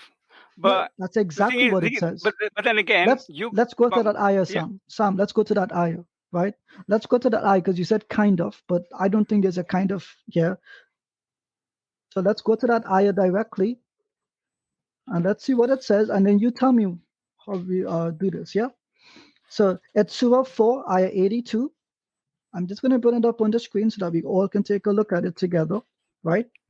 And you tell me the kind of, and I tell you what it says, yeah? So chapter 4, verse 82. Let's go to it together. So Allah is setting on a principle here. If it is a book from God, it ain't going to have contradictions in it. You want me to share my screen, Sam, or can you read it yourself? No, you share the screen so everyone can see it. Okay, I'm going to share my screen. Like I said, maximum 10 minutes because this is not a show for Sam, but it's to answer questions that people have. This one, here we go. Share. Can you see my screen, Sam? You can read that, yeah? Let me can't see screen. Go. Here we go. All right, Sam. Here we go. So, do they not ponder about the Quran? And if it had been from anyone other than Allah, then surely they would find in it contradictions. Right. Okay. So you're saying to me this is not what it says, kind of what it says. Yeah, but then it would be, see, you got verses of the Quran, yeah, that clearly say to the to the Jews, yeah, that they stood in their scripture and they should judge by that, and they should follow that. So when people are saying or the Sam, scripture, I'm not talking about any other ayah. We're gonna do this. Yeah, but I'm saying this is a contradiction. I'm saying if the Quran is saying to the Jews, follow their scripture. That's a different ayah. We're not discussing that. We'll come to that one. Look at this ayah, Sam. Focus on this one. Yeah, he says, I accept what he says. But then what does this mean? What does this mean? This ayah mean? I'd have to look more into it, but it's, I think Sam, pause. Right, we're establishing what we call a qat'i principle, a definitive principle. right? So if the Quran says something that allows us to judge other things, then this judgment principle must be clear. To me, it's clear. You're it's clear. saying that, right? Okay, So what is it clear, saying yes? then? So there's no contradiction, right? No contradictions therein. You're Yes. saying this book, the Quran, should have no contradiction, right? No, that's what the Quran is saying. Do you agree the Quran says the that? Quran is saying, yeah, there should be no contradiction in the Quran or in any book, right? Sam, I'm asking you the question. Do you believe that this verse says that this book has no contradictions in it? Well, it depends. I mean, I would have to look at them verses more closely to see exactly what the words are, because I don't always trust. The words are on the screen. The words are on the screen. You can't always Arabic, trust English. the translations like that. Ikhtilaf, you know what the word ikhtilaf means? No, I don't. But it doesn't matter. What happens, yeah, is when you read the Quran and it says there's certain verses, yeah, that clearly tell the Forget Jews the other verses. No, but it matters. This one. Yeah, but because if there's a contradiction, then it shouldn't be there. Sam, before we go to other verses that you choose to interpret, I'm saying forget that. We do this step by step. Let's accept this. Yeah, it says no contradiction. Yeah, let's accept that. Yeah. No, okay. Sam, pause. Sam, I'm trying to establish something here, and you have to understand this as well. When you establish a framework, the framework helps you as the lens to view everything else. Do you agree to that? Yeah. Well. Right. So you must have a solid interpretive framework of the Quran. It depends. It depends. What depends? It depends on what. Example, yeah, many verses the Quran said, yeah, this is a detailed book, right? It is a detailed book. No, it isn't a detailed book.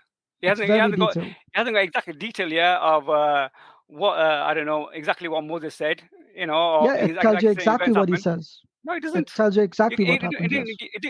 It does not go into much detail. It's more of the higher level. But it doesn't have to go into all details. It contains details. No, you say it doesn't go all detail, yeah, but you know, still, it's not. If someone says it's much detail, yeah, it should have everything. For example, okay, if the Quran detail, yeah, Sam, pause. If the Quran detail, that's a false statement, Sam. The word details means it describes something. It does not mean it describes everything about that thing. That's an equivocation. No, that's what I told you. There's a difference between the word detail and the word all details. They're two different phrases, Sam. No. Detail means there's someone that goes into more, more. Ijaz, brother Sam, we have at least 5 or 6 people waiting in the backstage. Yeah, but you don't let me go through the Quran. No, brother Sam. Look, listen, brother Sam. You do this every time. Listen, brother. With all due respect, okay. I don't want to be rude to you. I really don't want to be rude to you. But you lack the very basic foundational knowledge required to even deal with these subjects. And I'm not being rude to you.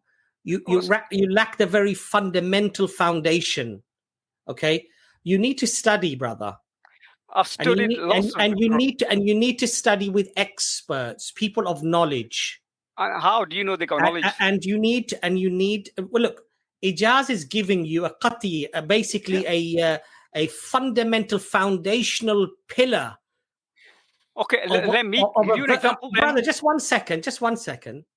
Okay, what it implies is if you find something with contradictions and errors in it, it can't be from Allah subhanahu wa ta'ala.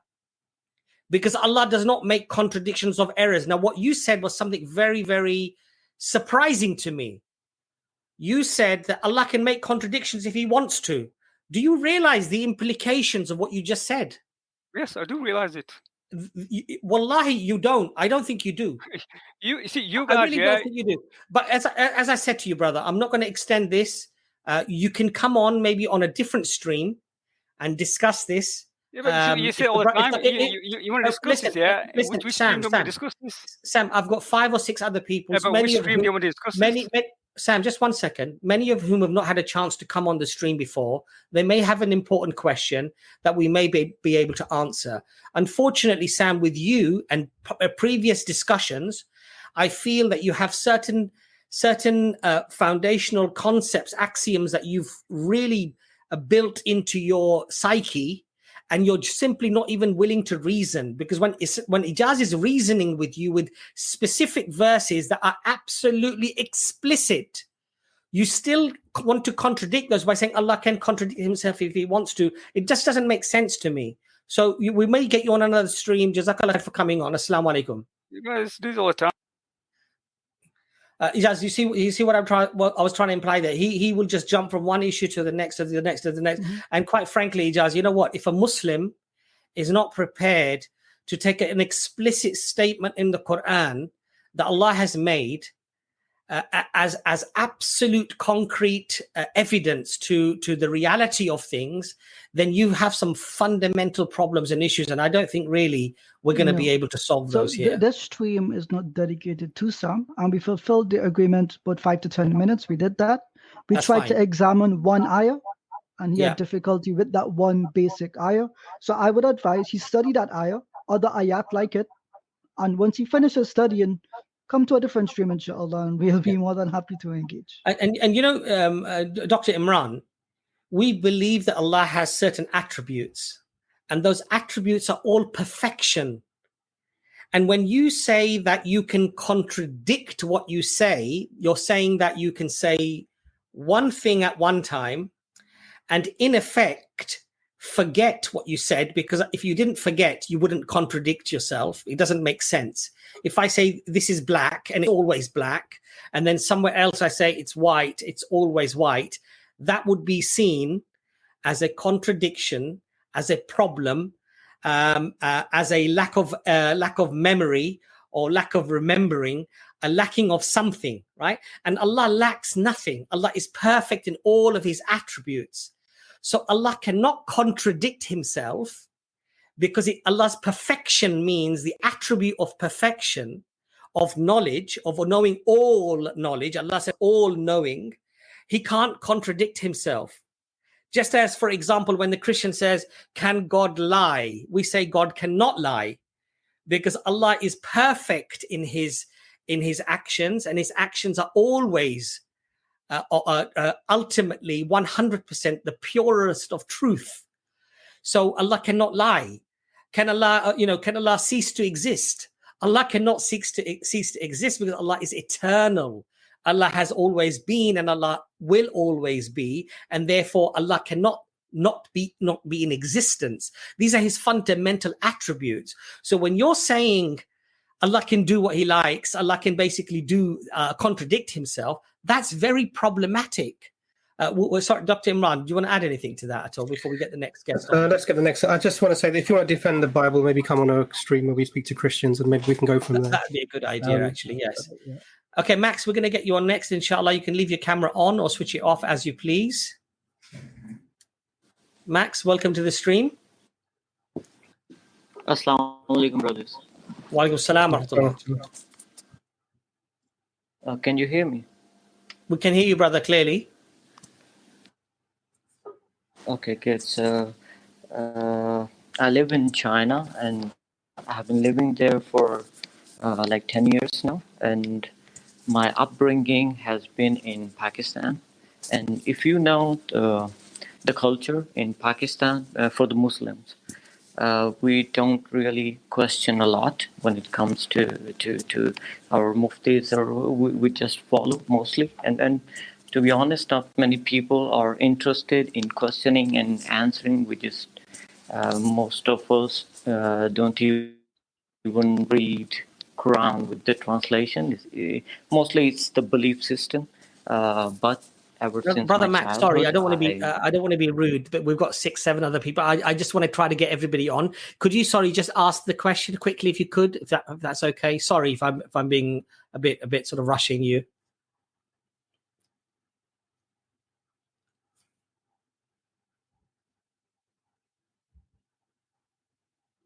Brother Max?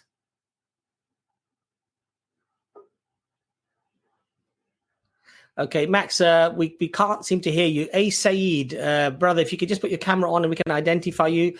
Max, if you could leave your camera. Max, are you there? Yeah. Sorry, could you just, rush to your question, because we've got so many people waiting. Sorry to rush you. Okay, sure. It's okay. So my question is, this concept of taqiyya. Can you explain it to me? Because what I heard is that this can be used. If I'm wrong, please explain it. It can be used only in the times of when you're when you're about to be killed or something like that. It is extreme measures. But I heard one of the muftis here in Pakistan telling someone else that it's okay. You can just use it. You don't lie. You can manipulate the words and still can be used. Please explain this. Dr. Imran, do you want to start, inshallah, with this one? Yeah, so, Assalamu alaikum, Sam. So, Sam, I don't where's Sam's gone, is he? He just literally just came off the stream for some reason. Yeah, I don't recognize Sam's caricature of Pakistan and Pakistani people. I don't recognize this at all. In fact, I engage a lot with people from Pakistan and having discussions all the time. And I've never heard, and I've been to Pakistan many, many times, many masajid, many khutbahs, and I've never heard any imam ever say that you can lie and change things. I never heard this. So I'm very surprised at that question and the claim that it comes from Pakistan specifically. I don't know, Sam. Sorry, Max. I don't really understand. I don't recognize this what you're saying. Because you've not named any names, which is reasonable. It's a generalization. I'm going to say to you that I don't accept what you're saying is correct. I don't believe that. But if you have heard someone say that, then it's clearly wrong, isn't it? Because we know the idea that you can. There's a hadith from the Prophet, and I'm paraphrasing now, and it goes along the lines of someone was asking the Prophet, "Can you be a Muslim and be an alcoholic? Or can you be a Muslim and be?" And then lots of different things are mentioned. Can you be a Muslim and be gambling? Can you be a Muslim and do these sins? And the Prophet was saying that actually these things don't. These things are, you can do these things. And then someone said, can you be a Muslim and lie? And the person said, no, you can't do that. Now, this is something I'm paraphrasing. I don't remember the hadith or even the structure of it. I'm just giving you the message of that. So this is not something that the Muslims are not allowed to lie. The religion is about truth. Now, if you're in there are exceptions. So just say, for example, we're not allowed to drink alcohol, but if you're dying of thirst and that's the only thing available, you're not allowed to eat pork, but if you're dying of hunger and that's the only thing available, these are exceptions. Now, if someone is going to kill you because you're a Muslim, or put a gun to your head, etc., at that point you can say whatever you say. It's not counted against you. Do you understand? That's a whole different thing from saying that you can then go out and lie left, right, and center. So Max, it's not about lying. I'm sorry, sorry, Max. 1 second. Which part of Pakistan were you from? Islamabad. Yes. So which college did you go to? I studied in China, Xi'an Jiaotong University. Studying medicine. Where did you study in Islamabad when you were there? IMCB I-10-1. Which college was it? It's Islamabad Model College for boys. It's in every sector, in sector I and G and F, everywhere. These are the government colleges. Yeah. So are you saying that you went to a khutbah or in a mosque and you heard somebody say? No, sorry. Please let me explain. Just like I listen to you guys on the streams. There is an imam. I listen to. If you please allow me not to say his name, maybe it's not appropriate. I can give you the exact words what he said, and that made me question. The problem here, Max. The problem here is you're making a statement without any basis, and you're bringing a person and you're making that person an authority by using the term imam. Oh, sorry. Okay. So what you're saying is I heard someone say this. And then you're making a general ruling on Islam from this statement. No. I'm sorry. Maybe I came across wrong. Yeah, so this is the thing this is the thing. It's very clear that you're not allowed to lie in terms of forwarding teaching the religion, or lie in terms of teaching about the religion or din dawah. We're not allowed to do this. So the fact that you come with this question because you've heard some guy say it, I don't know in which forum, it's not acceptable. Okay. This is the hadith.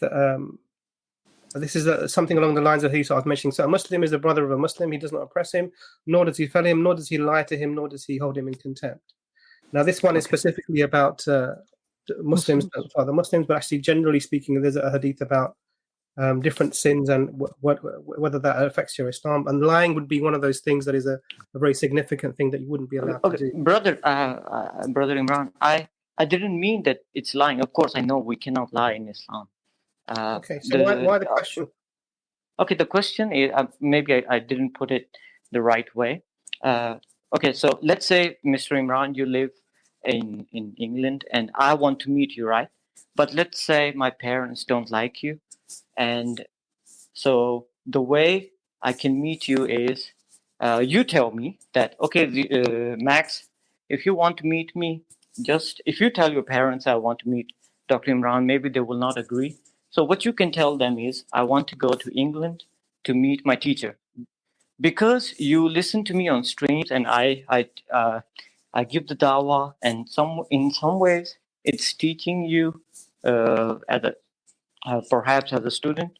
So in some ways I'm your teacher, right? So you don't need to mention my name. Just say I'm going to meet my teacher. So this way, so can you understand? It's not technically lying. But that's not how you phrased your question. I'm sorry if I'm sorry. The way you phrased your question was completely different to this. I'm sorry. And now you're bringing a very straight and unusual example. And even then, I wouldn't advise you to be saying things to your parents that are not correct. So I don't know how you're bringing this up. So there are statements about reconciling two people together. If there are two people who are at an enmity towards one another, you can say things about them. So, for example, if person A is arguing with a person B, you can go to person A and say, person B they were saying that you've got good qualities and good character, even though that person has done that to you, because your aim is to try and reconcile these two people. If your husband, for example, your wife says to you, was the food good, and wasn't all that, but you'd say, yeah, alhamdulillah, darling, that was wonderful, jazakallah khair. These things are for to help the spouse feel better, and these things, but these would not come under lying. Do you understand? Now, what you're talking about is not being open and clear about saying something. That's what I mean. That's a different category, because that's not lying. A lie hasn't been told. What you're doing is you've omitted something. Now, that's dubious. That's a grey area, and I don't really know enough. To be honest with you, it's not something that I've ever encountered. I've never seen people do this. And if someone is saying something like this to you, I'll be surprised that an imam would say something like that to you. But you can't generalize. You cannot. 1 second, Max. I'm just trying to explain to you. Sure. You can't generalize this one thing that you've heard someone say, allegedly, to Islam generally. Do you understand? Yes. Okay, so then I don't understand your question. Why are you asking it? I don't understand it. Okay, so I'm a Muslim myself. It was just an inquiry, because for me, telling the truth is the priority. Telling the lie is wrong. It's a sin, right? So if somebody does that to me, that they deliberately hide some information, if they do it to me, even if they're Muslim, and if it's done to me or if it's done to you, I don't think we're going to like it. Sure. So, Max, that's why I was a little bit annoyed when you didn't fully open up about the circumstances of the question initially. But that's fine, no problem at all. If there's anything else, Brother Ijaz, you want to add, and we'll go from there. Move on, inshallah. Good response, okay, Dr. We appreciate you coming on, Max. Assalamu alaikum. Max. Thank you. All right, assalamu alaikum. I think, being straightforward and being open about things is always the best way. We just have to be careful that we don't get into this trap where we're not being straight with people, and we always try to play the linguistic gymnastics. And try to be sort something. I would really appreciate that when people come on, they don't generalize about entire nations of people, because it may be that in your particular experience, in whichever part of the world you're from, this is what you've experienced, but you can't generalize about the whole country or the whole. You can't do. It's not reasonable to do that, because these types of generalizations are dangerous, because it paints an untrue picture. And the picture that was painted, I've lived in Pakistan, and all the Pakistanis don't really read the Quran. Then they just, they don't really read the translation, and this is what the imams. And these sorts of generalizations, I find them quite annoying, and I find that actually they're unnecessarily derogatory to vast groups of people. I think sometimes people, Doctor, I think sometimes people, Imran, I think they might not be doing it deliberately, but they're just being naive, perhaps, in the way they're putting things. And of course, when we hear that, we our sort of alarm bells go off, because it seems odd to structure it in that way. Yeah, the structure was very strange. Yeah. And I have heard people from the Middle East as well. They say things, and then I say, look, but you've got great sheikhs there. There's a lot of colleges there. There are a lot of schools there. There's a plethora. There's a lot of mashallah studying that goes on there. And then they actually realize that perhaps it's a clumsy way of putting it. Anyway, Saeed, we're going to get you on next, brother. So you're that's great. We're going to get you on. You can leave your camera off if you'd like to. Saeed, welcome to the stream. Assalamu alaikum wa rahmatullahi wa barakatuh, brothers. How are you? Wa alaikum assalam wa rahmatullahi wa barakatuh. All right, my first one, we're all fine. Alhamdulillah. I've been following you guys for quite a bit, and thank you very much for all the help that you have given us in the past. My question is regarding the ayahs about comets and shooting down devils with the comets. I think the two surahs, they're 15, 18, and the other one is, if I can just go back, okay, 37:10. So can you explain that? What's the problem, brother? I'm just trying to understand, because I understand that science does not explain everything, obviously. Doesn't have all the knowledge, but there's certain things that we are pretty comfortable with. We know where the comets come from. We know where asteroids come from. And the general understanding that I had of the ayah was when the jinns try to hear something from the revelation, they're chased by comets. Comets are thrown at them. So I think there's an issue, Saeed, here with translations rather than the Arabic text itself, because Right. the first one that you quoted was the ayah 15:18. It says, "Except the ones eavesdropping, who is then pursued by a visible flare."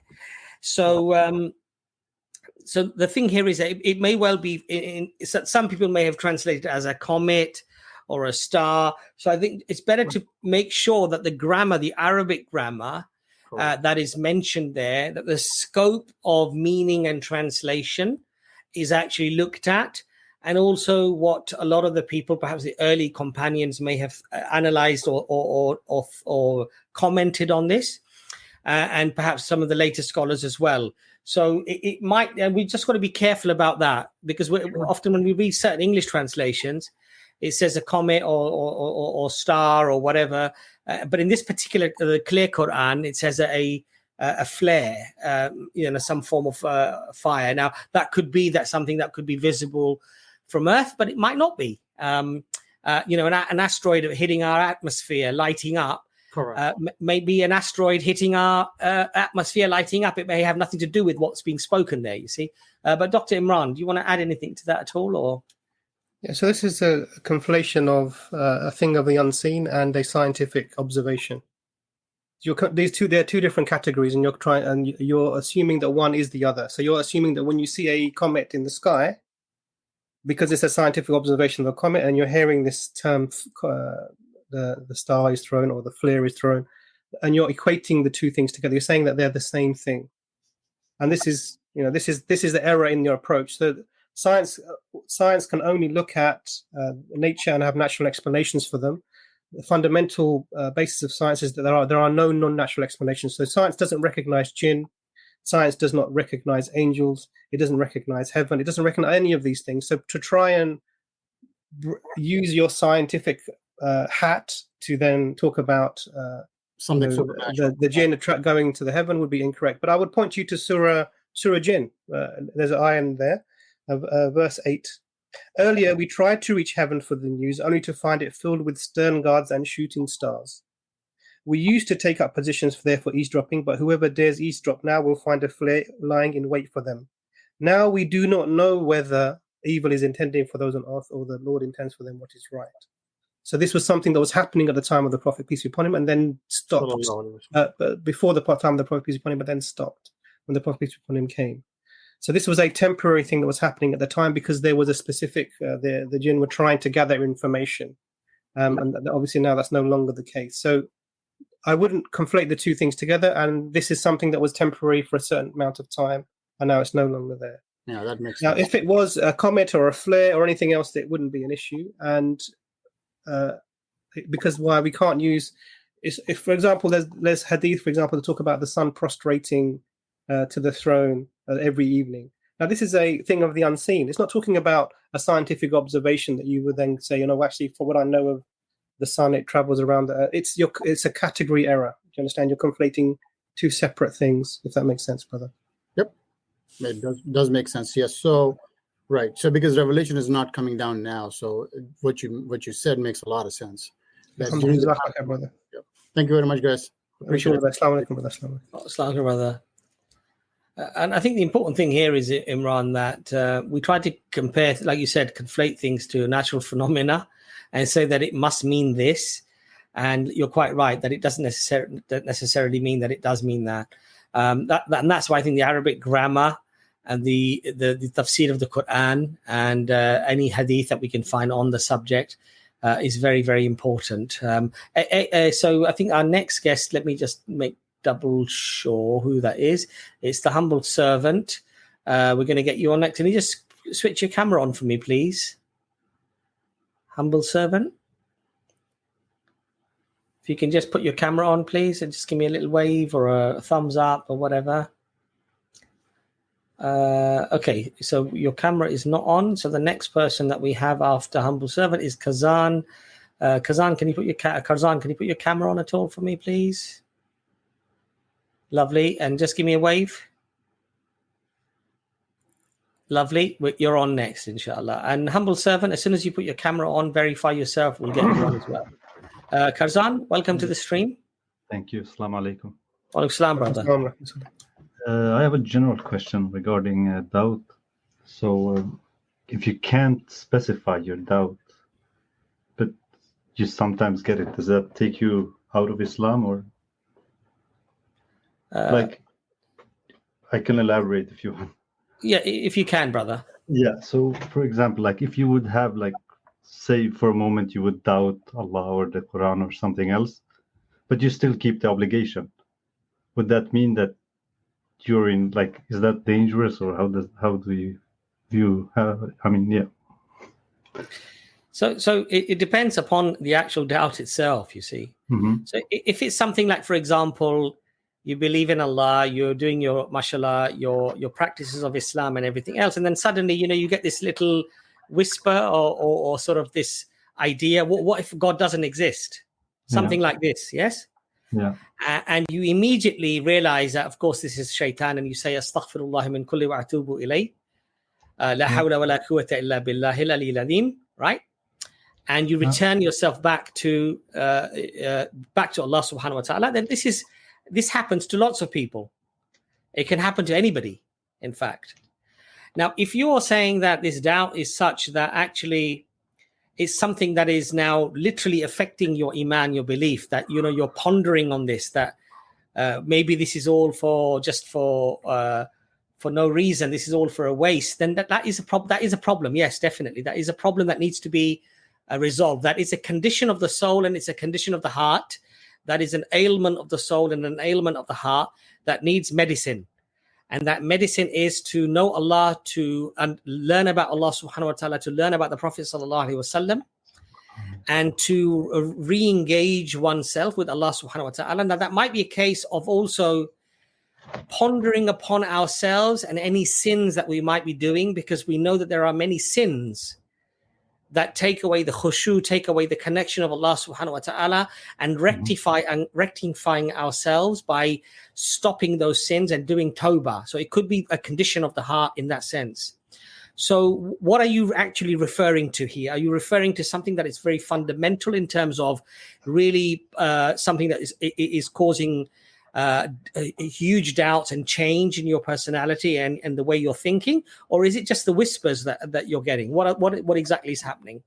I mean, it would probably be the whispers. It's not like, I don't know, I try to uphold my obligations. So I'm not letting it affect my day-to-day practice. But at the same time, it's, I don't know, it wouldn't happen all the time, but it's still like it comes and goes. And this is from shaitan. Yeah, exactly. This is from shaitan. So do you normally stay in wudu, brother? In a state of purity? Yeah, I mean, I only I'm not gonna lie, it's mostly when before prayer. Alhamdulillah. So, yeah.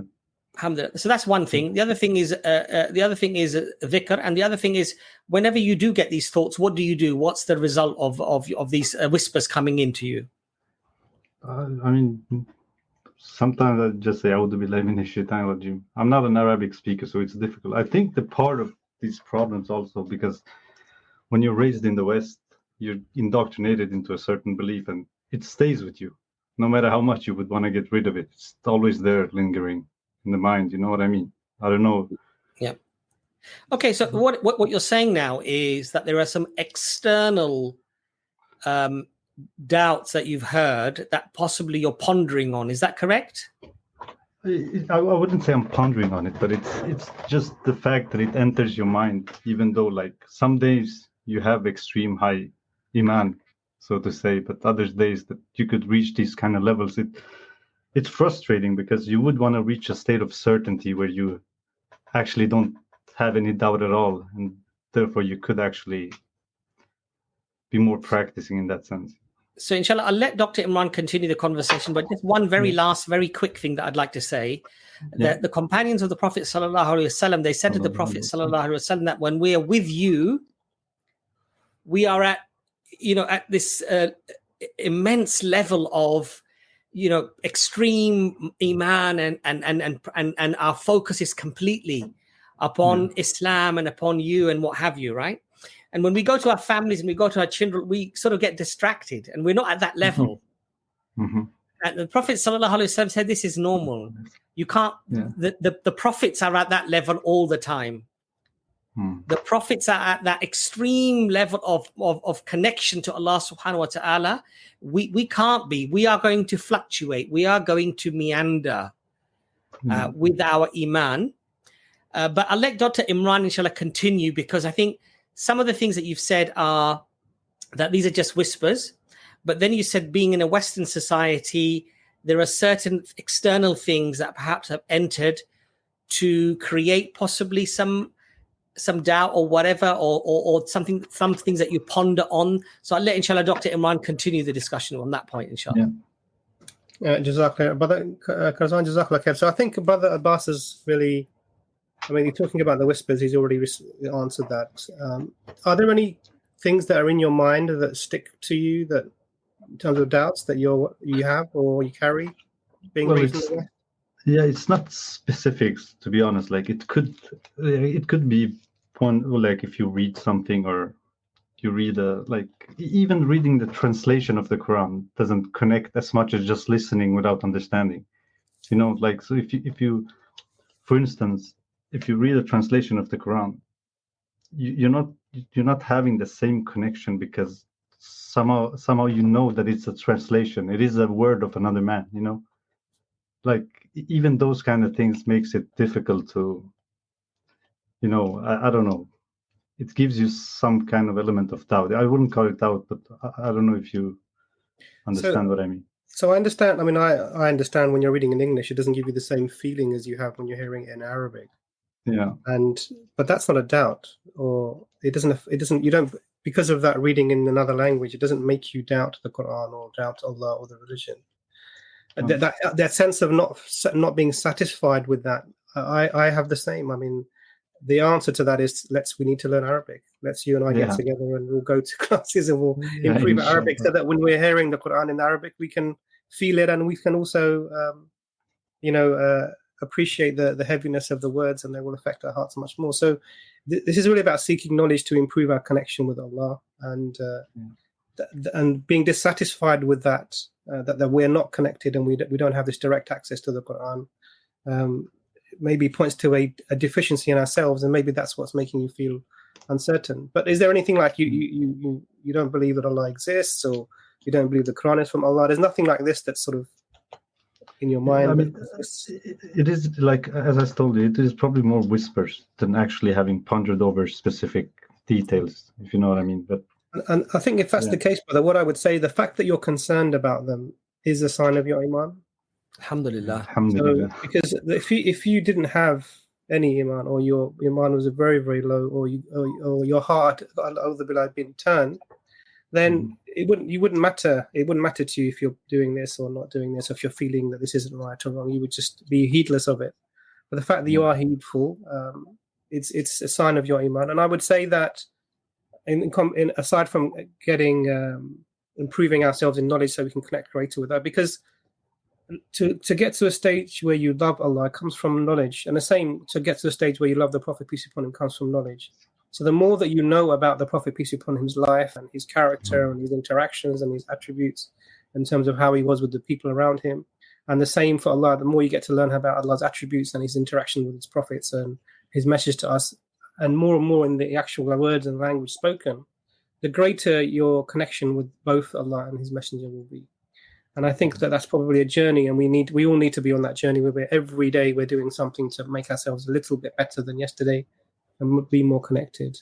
And when the brother Abbas talked about helping with that, being in a state of wudu, being mindful, doing your adhkar morning and evening, maybe if you're within a family environment, sitting down once a week and discussing an ayah or something that's come across as profound. And I think that would be useful for him. And somebody's brother mentioned ruqya, and that's a very good addition as well. You can do ruqya on yourself as well, because it will help with the whispers. And there are many places you can look to on how to do authentic ruqya, inshallah. So I hope that's useful for you, brother. Very useful. And may Allah reward you. And it's not an easy question to ask, and may Allah sort of protect you and give you strong iman, inshallah. Ameen. But Ghazan, just quickly, have you ever read the seerah of the Prophet sallallahu alaihi wasallam, or heard the seerah maybe on a video series or something like this? I've actually listened to lectures about it more than, like, I'm not the reading kind of guy. More like I understand. I'm a bit like you, actually. I'm a bit like you, brother. I find it very difficult to read. But I would say really try to learn about the Prophet sallallahu alaihi wasallam. Because do you have any recommendations for a seerah lecture, or like? So a lot of people find this very contentious, but I've heard, mashallah, even conservative scholars who have said that Sheikh Yasir Qadi, his seerah, not everything else he might have said or everything else he's doing, just the English seerah, they have no problem with, and that it's probably one of the best in the English language. And also Martin Ling's, the book by Martin Ling's. Exactly. Apparently you can get that on audio books. Again, there are some minor issues with the Martin Ling's seerah, but overall it's the best one in the English language. Or one of the best in the English language. I would say, inshallah, fall in love with the Prophet sallallahu alaihi wasallam again, if you're not already in love with the Prophet sallallahu alaihi wasallam, because when you read that seerah, it really, subhanallah, is a medicine for the soul, a medicine for the heart. It really just makes you feel so connected, alhamdulillah, to Islam, to Allah subhanahu wa ta'ala, and to the Prophet sallallahu alaihi wasallam. So I would really recommend that, brother Karzan. Yeah, I actually started the Martin Ling's seerah by Yusuf Hamza. He was going through it. Yeah, and even seen a couple of episodes of Yasir Qadi. But, like so many people do takbir on them. You don't know what to believe anymore. Like, it conflicts with if you should continue listening to these type of people. But you saying that it's a legit seerah from Yasir Qadi, that motivates me to actually finish that seerah, inshallah. Yeah, because Sheikh Abu Alia said to me, and of course, I'm not going to go into private discussions that I've had with him, but what he said to me is that wherever you can find some knowledge where there is good and it's specific, benefit from that. And this particular seerah is very good, and it's in the English language. Again, there may be some errors in there, but it's as a whole, it's a very, very good seerah in the English language. And so I would benefit from that. It doesn't mean that you make Yasir Qadi your sheikh and everything he says you listen to and everything. It doesn't mean that, or everything he's done is correct, and that the scholars may have perhaps criticized on certain things or whatever that might be wrong. No, we're not going to get into all of that. But the seerah itself apparently is good, and it's been recommended. So I hope you benefit from that, inshallah, brother. Thank you so much. Jazakallah khair. Barakallah fi. Assalamu alaikum. Alaikum assalam wa rahmatullah. Okay, inshallah. So we've got brother Ruslan Ismailov next. If you could just kindly put your camera on and just give us a little thumbs up as well. If you could just put your thumbs up for me.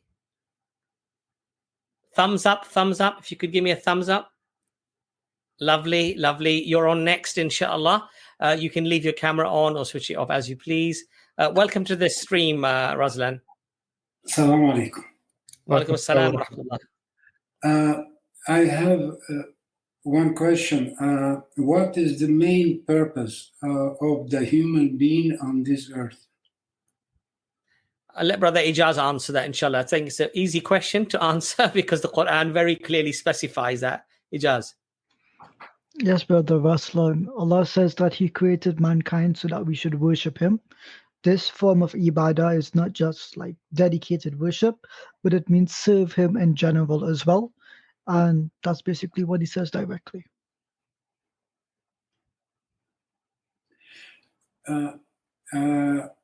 Before was created Adam, alayhi salam. I'm just reading and watching YouTube. Before was created Adam, Allah told He will create Adam and put as Khalifa on the earth, correct? Yep, correct. And it's the main purpose of the human, or some abstraction ibadah. What do you mean, some abstraction ibadah? I don't understand that. For example, I'm not Muslim, for example, yes? And when I talk with non-Muslim and I told him, if I tell him it's something, it's like ibadah, the worship and do so, it's like, it's not concrete, not the clean explanation why the human being here. So we just simply say what the Quran says, that Allah created us to serve Him, and this service to Him establishes justice, peace, and stability upon the earth. The overall purpose of this is if you obey Allah and what He has commanded, we will be rewarded for it. So this service entails everything in life. Yes, and the main thing is justice. Yeah. This is one of the main goals of the Sharia. Yes. Human beings based on the rules of Allah, right? Correct? Yes. And can you please, very good this. This information, it was sent to Christians or Jewish, this information. So the Quran is to all of mankind, and yes, this command to obey Allah is sent to all the prophets. It's sent to all the prophets. Yes. Huh? Sent to all the prophets. Yes. I'm sorry. I'm very bad English. This information about the part when before creating Adam, Allah told the angels that He will put Khalifa on the earth. This information is sent only for Muslims. I mean, in the Quran, or it was mentioned somewhere in Bible or in the Torah. What we have now. We don't know. We only know that it's mentioned in Islamic sources. However, in the book of Job in the Bible, it does teach in chapter 22, verse 21, that if you submit to God, you will be at peace with Him. So this general teaching is found in many other religions. But this specific thing that Allah appointed Adam alayhi salam as a Khalifa upon the earth, I'm not certain about this. Dr. Imran, would you like to engage if possible? I think you've answered the questions very well. Is that okay, Brother Ruslan? And related one question. For example, when I talk with not Muslim, and can I tell him, you and me and anyone who is here on this earth, you and me, the Allah sent us here to make justice, to live in peace. Is that correct way to tell them? The basis of the justice and the basis of the peace is to worship Allah. And to based on Quran. Yeah, but I mean the main purpose here, it's not just to live and do some I don't know, physical stuff, do some charity. It's like our role, our main purpose, to live here and make based on rules of Allah, make justice and so on. But Brother Ruslan, the first rule of Allah is that you worship Him, isn't it? Yes, sure. Okay, so if you're doing that, and then you're following, everything else falls into place. But you can't build a house without having foundations.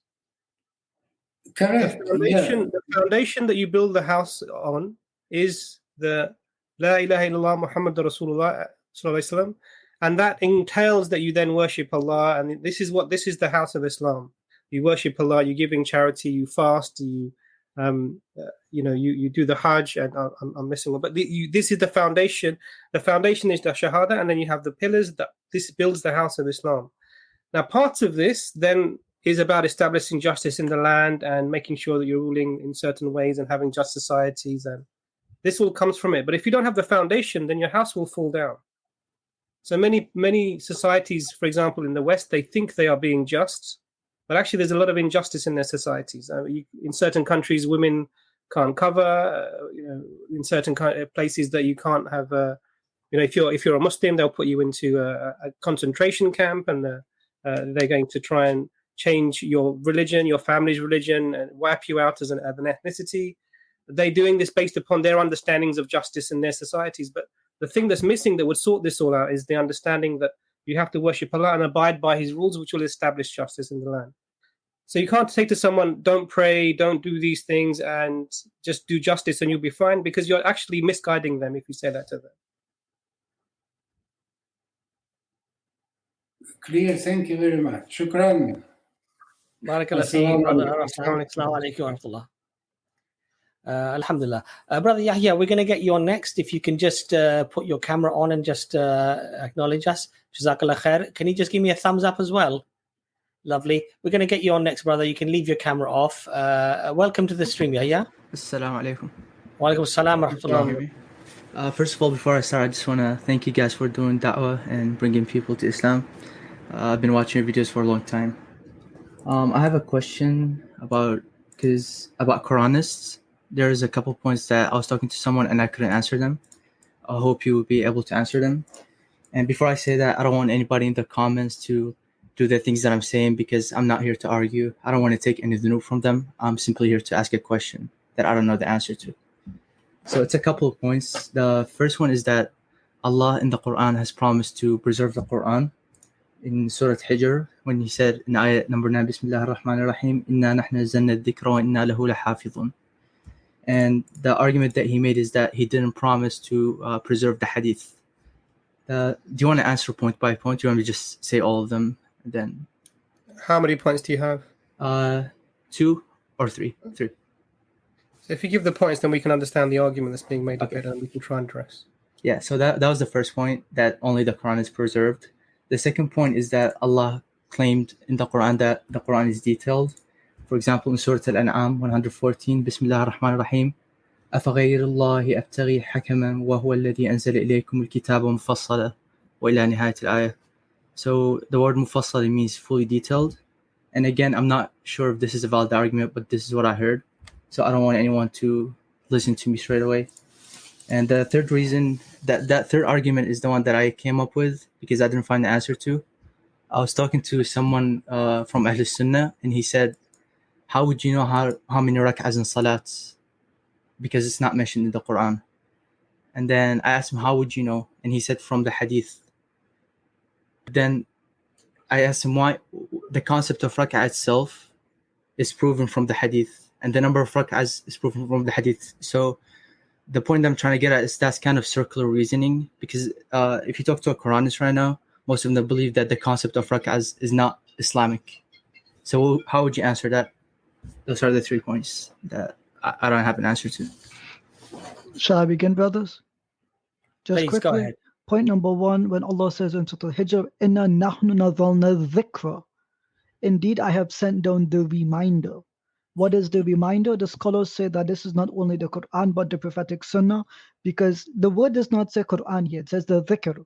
What reminds us of Allah is the Quran and its meaning and the Prophet sallallahu alaihi wasallam. So this includes the prophetic sunnah. How do we know this? Because Allah in the Quran says, obey Allah and His Messenger. How do you obey His Messenger? With the rulings that He gives you. And the Quran even says directly that you have to make Rasulullah sallallahu alaihi wasallam a judge among you. A judge issues edicts, he issues fatwa. Where does the Prophet sallallahu alaihi wasallam do this? In the Quran it says this is not the speech of Muhammad sallallahu alaihi wasallam. So we can deduce from this that there is something other than the Quran which Allah has sent down from the Prophet sallallahu alaihi wasallam, which are his words.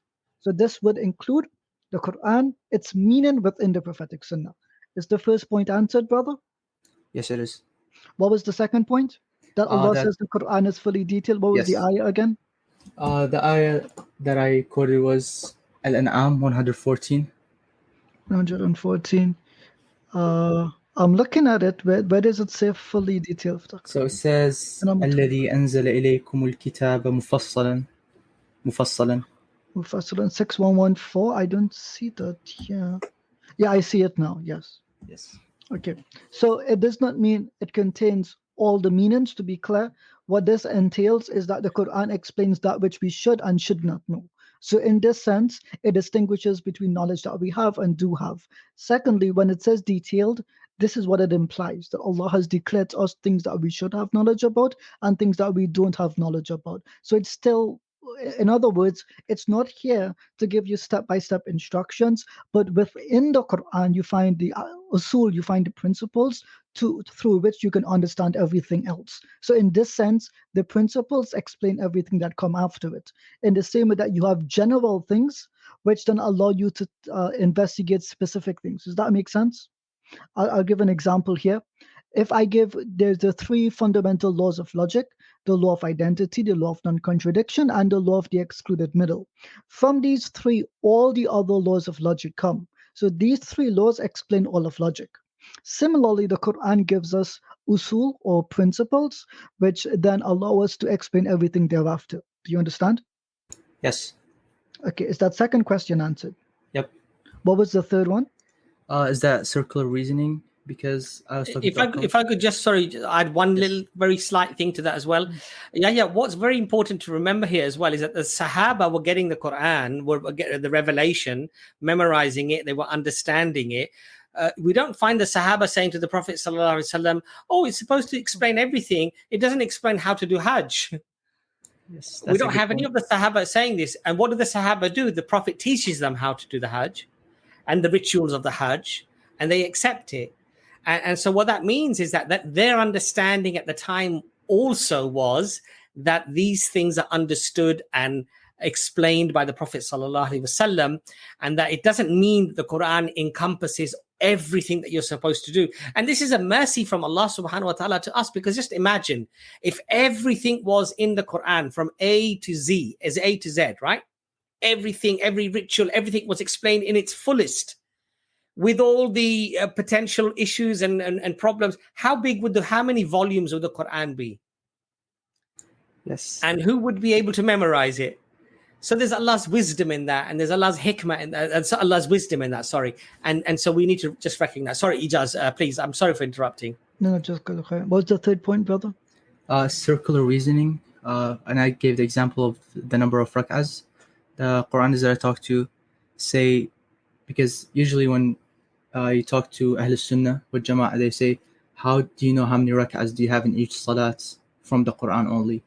And then the Quranis would reply, the concept of rak'ah is not Islamic. And when you... The concept of rakat are not Islamic? What does that mean? So basically, what the Quranis that I talk to, they claim that it's not Islamic because it's only mentioned in the hadith. And then you say the Ahl Sunnah is saying that you need the hadith to know how many rak'ahs. So they're saying that it's kind of circular reasoning. It's hard to explain it. But so this argument, this is not circular reasoning at all. A circular argument would entail that initial premise and then conclude it itself in a circle. Right? These two premises have multiple parts to them and they're separate from each other. So to begin with, Allah in the Quran, I'm going to go through this quickly. Allah in the Quran tells us who is the one whom you must obey. Allah wa Rasul. Right? And what does this ayah on the screen say? Surah Al-Baqarah, ayah 129. For themselves who will recite to them Allah subhanahu wa ta'ala's ayat and teach them the book and the wisdom. So Allah is directly telling us who we get knowledge of the Quran from. We don't get it from Tom, Dick, and Harry. We get it from Rasulullah sallallahu alaihi wasallam. So if the Creator is saying, use this man as your teacher, and then he teaches us how to pray, where is the circular reasoning here? Okay, that makes sense. All right. See, simple, brother? Done. Yes, right. There is a beautiful book by brother. He's not very well known, Farid al-Bahraini. He has a book that he recently published on a response to Quranis.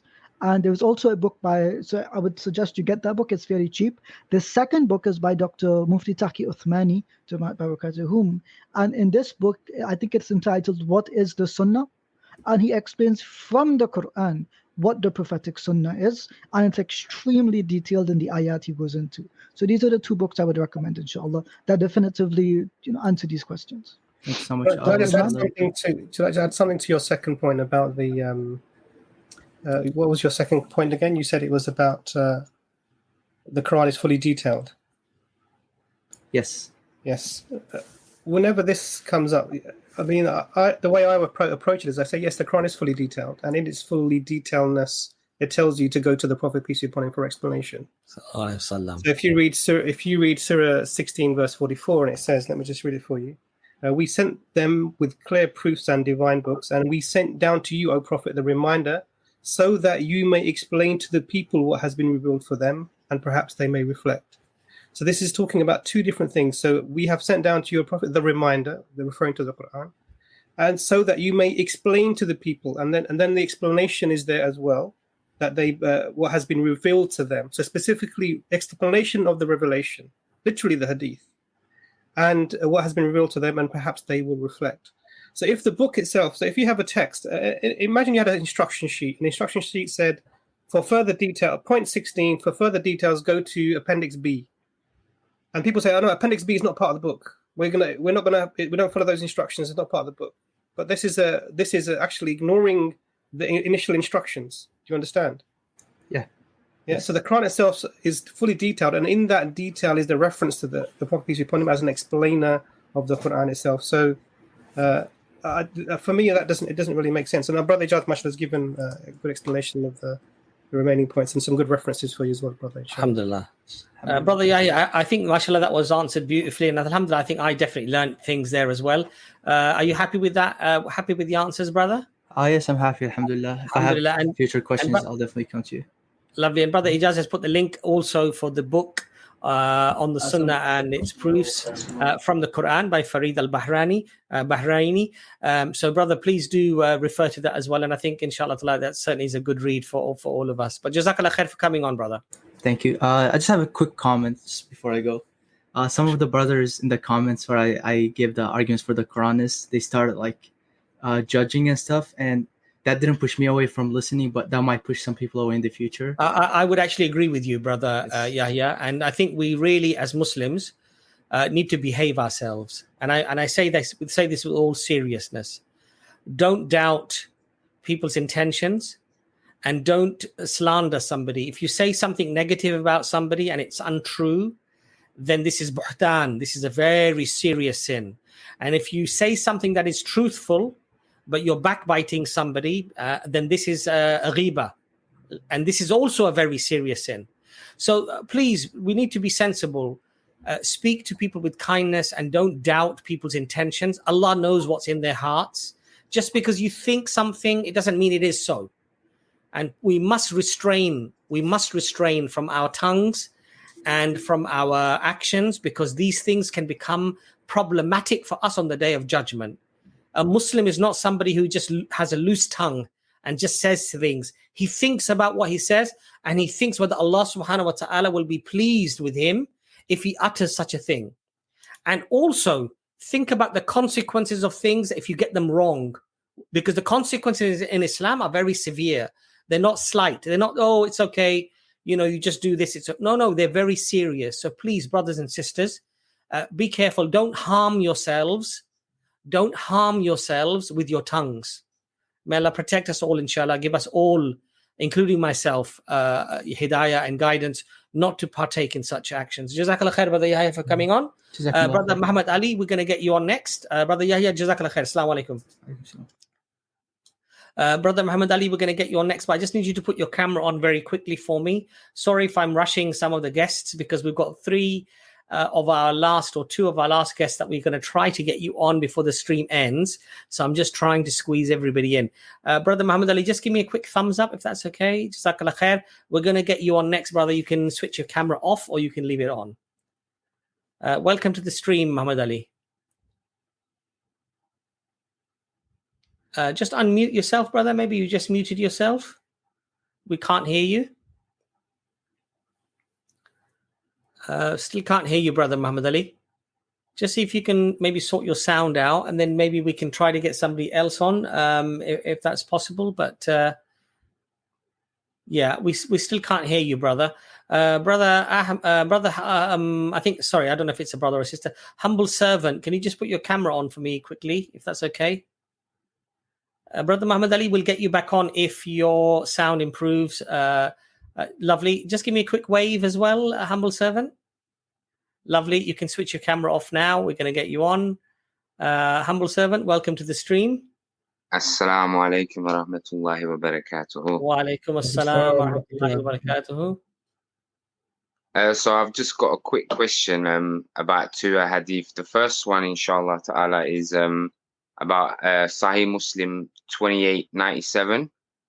And my question in relation to that is if you guys could explain it to me, because I'm still trying to understand it and struggling to understand it, because a lot of imams, I come from a Turkish background, and a lot of the imams that I listen to are Turkish speaking, and they are saying that this hadith is referring to Turkish soldiers that are currently located in this location of the hadith, or where the hadith is speaking or specifying.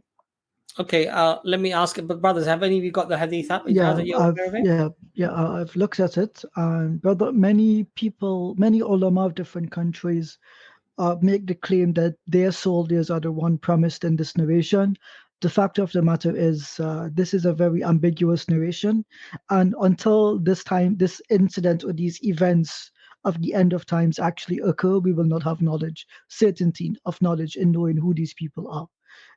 I don't believe that these things have occurred as yet, and the consensus of the ulama is that when it comes to the major signs of Qiyamah, they have not been fulfilled as yet.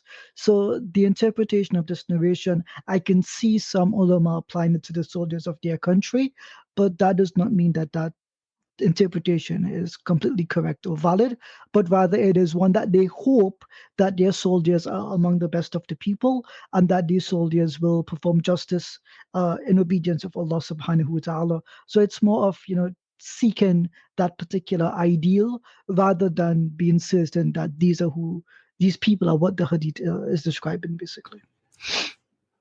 Dr. Imran? No, I agree 100%. Alhamdulillah. Brother, does that answer your question, brother? Yeah, it does.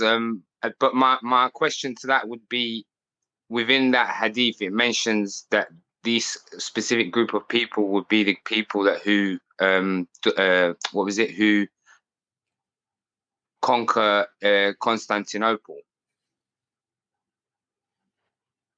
Yes, but this hadith is about the end of times, meaning that something will occur in Istanbul today, at which point the Muslims will conquer it again. Because Okay, it speaks of the Dajjal. Do you understand? And the Battle of Dabiq is one of the end times. So even those same imams you're listening to says that it speaks about people today. So it can't be speaking about something in the past if they're already telling you it's about the people today. Do you understand? I get you. Thank you for that, brother. I think one of the things just to remember also is that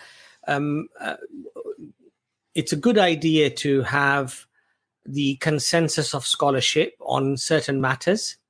So what does the consensus, what do the ulama generally, the scholars generally globally, what do they agree upon?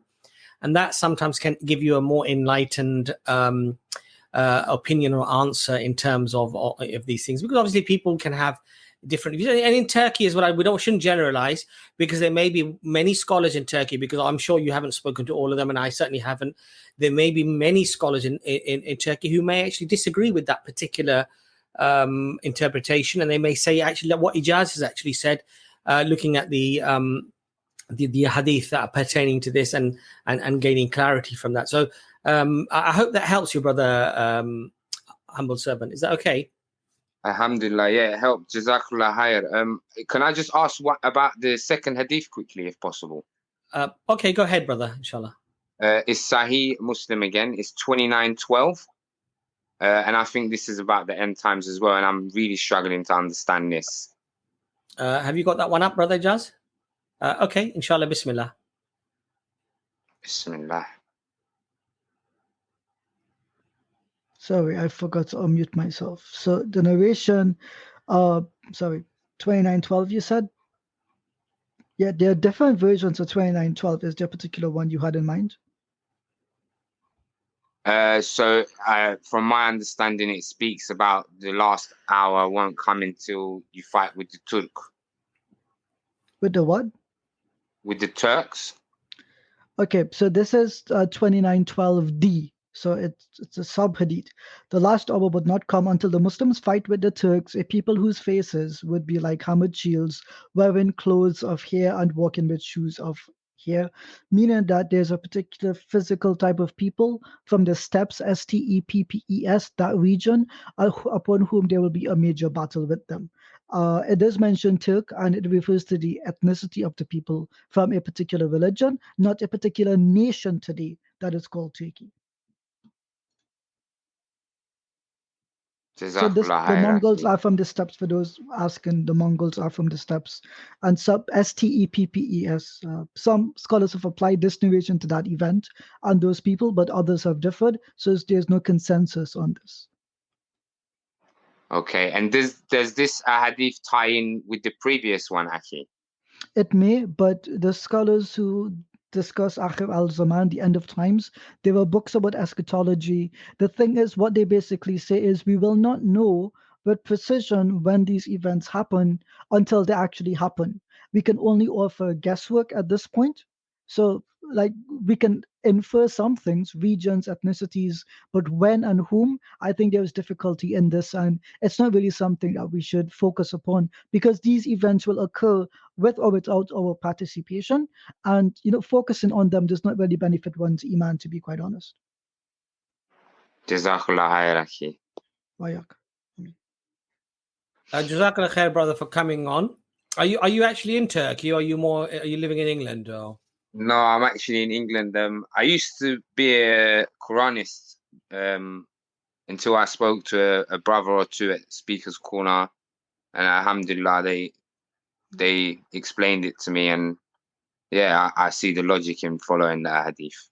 Alhamdulillah. Jazakallah khair, brother, for coming on, and mashallah, the good questions. But I think Ijaz is very, very, mashallah, very correct. A lot of our ulama, a lot of our scholars say that sometimes people like to study the end of times, and they like to really. It is an interesting subject, but sometimes they end up spending more time on trying to figure out what it means and what it's going to happen and all of those things, and all the fundamentals in terms of maybe bettering our salah or bettering our Quran recital or bettering our remembrance of Allah subhanahu wa ta'ala. Those things are often neglected. So we just need to be careful of prioritizing the things that we need to be doing as Muslims, inshallah. But I hope that helps you, brother, humble servant. No, alhamdulillah, it helped a lot. Thank you very much, all of you, honestly. Okay. Barakallah fi. Thanks for coming on. Thank you. Okay, lovely. So we've got who's on next? I think it's Abdul Hanan next. Is that correct? Have I got that right? Let's see. Muhammad Ali, have you sorted your sound out because we are unable to get you on? Okay, let's get brother Abdul Hanan. Abdul Hanan, can you just put your camera on for a second for me, if you don't mind? Lovely. Can I see? Can you just give me one finger? Show me one finger. Can you just show me one finger? That's lovely. Okay, you're next. You can turn your camera off. I'm glad he showed me that finger. Abdul Hanan, assalamu alaikum, brother. Welcome to the stream. Wa alaikum salam wa rahmatullahi wa barakatuh. Sorry, brothers, I'm just a bit nervous. Can you all hear me? We can hear you perfectly, and you're with brothers here. There's no need for you to be nervous at all. Please go ahead and ask your question. Sorry. I would just like to thank you guys for the streams, because I watch them quite regularly, and I'd just like to pray for Brother Ijaz. May Allah give him shafa soon. My question is about, well, it's not really a doubt, but it's about people who say that women don't need to wear hijab, and they quote Surah Ahzab verse 59. And they say that the veiling just means to cover your upper part, your chest, and not your head. If anyone can give me a good, explanation on sort of how to convince them. Yeah, just ask them, how did the companions who were female dress at the time of Rasulullah sallallahu alaihi wasallam? The amal of the people of Medina, the actions, they covered their heads. It's unanimous. All of the fuqaha of all the different regions that they came from, even if they invented it independently for the sake of the argument, did they all magically agree, all right, boys, independently of each other, let's cover our woman? But there's a reason we have this tradition, and all of the imams of fiqh are certain on this. Separate from fiqh, just the practice of the early Muslims was to cover the hair and the chest, as we have the khimar or the hijab. So yes, we can debate about what the ayah means in the Quran, and that's fine if people want to debate that, but they can't ignore the reality of the Muslims having applied that ayah. You can debate whatever you want, but if I tell you, for example, pour a glass of water, that's the command I give you, and then unanimously the entire tradition of people pour it with their right hands. You can debate if I said, if I meant pour it with my foot or my head, but if everyone pours it with my hand, you don't have an argument. It's done. So it's the ijma of everyone. It's unanimous that this is what the hijab is. So anyone's argument about the Quran is irrelevant if the implication of the meaning can be seen, witnessed, and historically attested to. That's it. Okay. That's fine. If any other brothers can give me input on this. Yeah, so I just want to. Yeah, I'm actually satisfied. Something to make you smile a bit. So 15 years ago, I did a video. This is a young-looking me when I had hair, mashallah. Mashallah, mashallah. Still do, mashallah. This is yes, I have hair, mashallah. On that exact topic, and I go through that verse in detail to explain what Brother Ijaz has said. But actually, interesting, I go through it in a practical way, so you might see me explaining with demonstration for the people. So blackmail. This is very, very detailed. You like it, mashallah. Mashallah, only about 7 minutes. So, you look beautiful there, Dr. Imran, with that hijab. I feel that they're the only ones who are struggling. I struggled making that video. So alhamdulillah, I think if you go through that video, the links I've put out for you already. It's not very long, it's only 7 minutes, mashallah. And why is this in the past tense? I'm gonna ban this person. They're just being a bit truthful, alhamdulillah. So have a look at that, brother Abdul Hanan. You like it? Okay. And I mean, there's not much else to add really, but I did ask a sheikh once in terms of, does it specifically have to be a fabric, a cloth? I said, what if a woman wears a hat and the hat covers her hair, covers everything, and actually covers her neck area, and she has very loose clothing that is in fact covering herself and everything else? I said, would that be regarded as a hijab? And he said to me, yes, it would basically be such that she would be regarded as modest. Now, of course, some people may have a slightly different view in terms of exactly what the attire should be or whatever, as long as it's not alluring and it's not bringing attention to the woman. The Quran says to dress modestly, right? And it gives the khimar, and the word khamar I think is related to the head, and so there's a connection between the root word as well, which is a head covering that covers the chest area. So I think as Ijaz has already said, and I'm not going to sort of elaborate on the point very much, which is that throughout history, pretty much there's been fairly strong consensus on this, and all of the ulama, all of the schools of thought they all agree that the hair should be covered. So I hope that clarifies the point for you, Brother Abdul Hanan. The relation between khamr and khimar, that which intoxicates and the covering, is that they're the same root word. And what the scholar says that in the same way that intoxication encapsulates you entirely, the same thing applies to the khimar. It's meant to encapsulate you entirely as well. Jazakallah, brothers, for the Barakallah fi, brother. Jazakallah khair for coming on. Assalamu alaikum, Brother Abdul. Walaikum salam. Alhamdulillah. Brother Ahmed, we're going to get you on next. Just wave to me quickly if you can. Lovely. Okay, I'll give you 1 minute to sit down, inshallah, and then you can leave your camera on or you can switch it off, whatever you're comfortable with. Okay, great. We're going to get you on next, brother. So, assalamu alaikum wa rahmatullahi wa barakatuh for you all. Igaz, mashallah, I like your debate. The last debate was really good. Mashallah, may Allah give you a reward for what you did.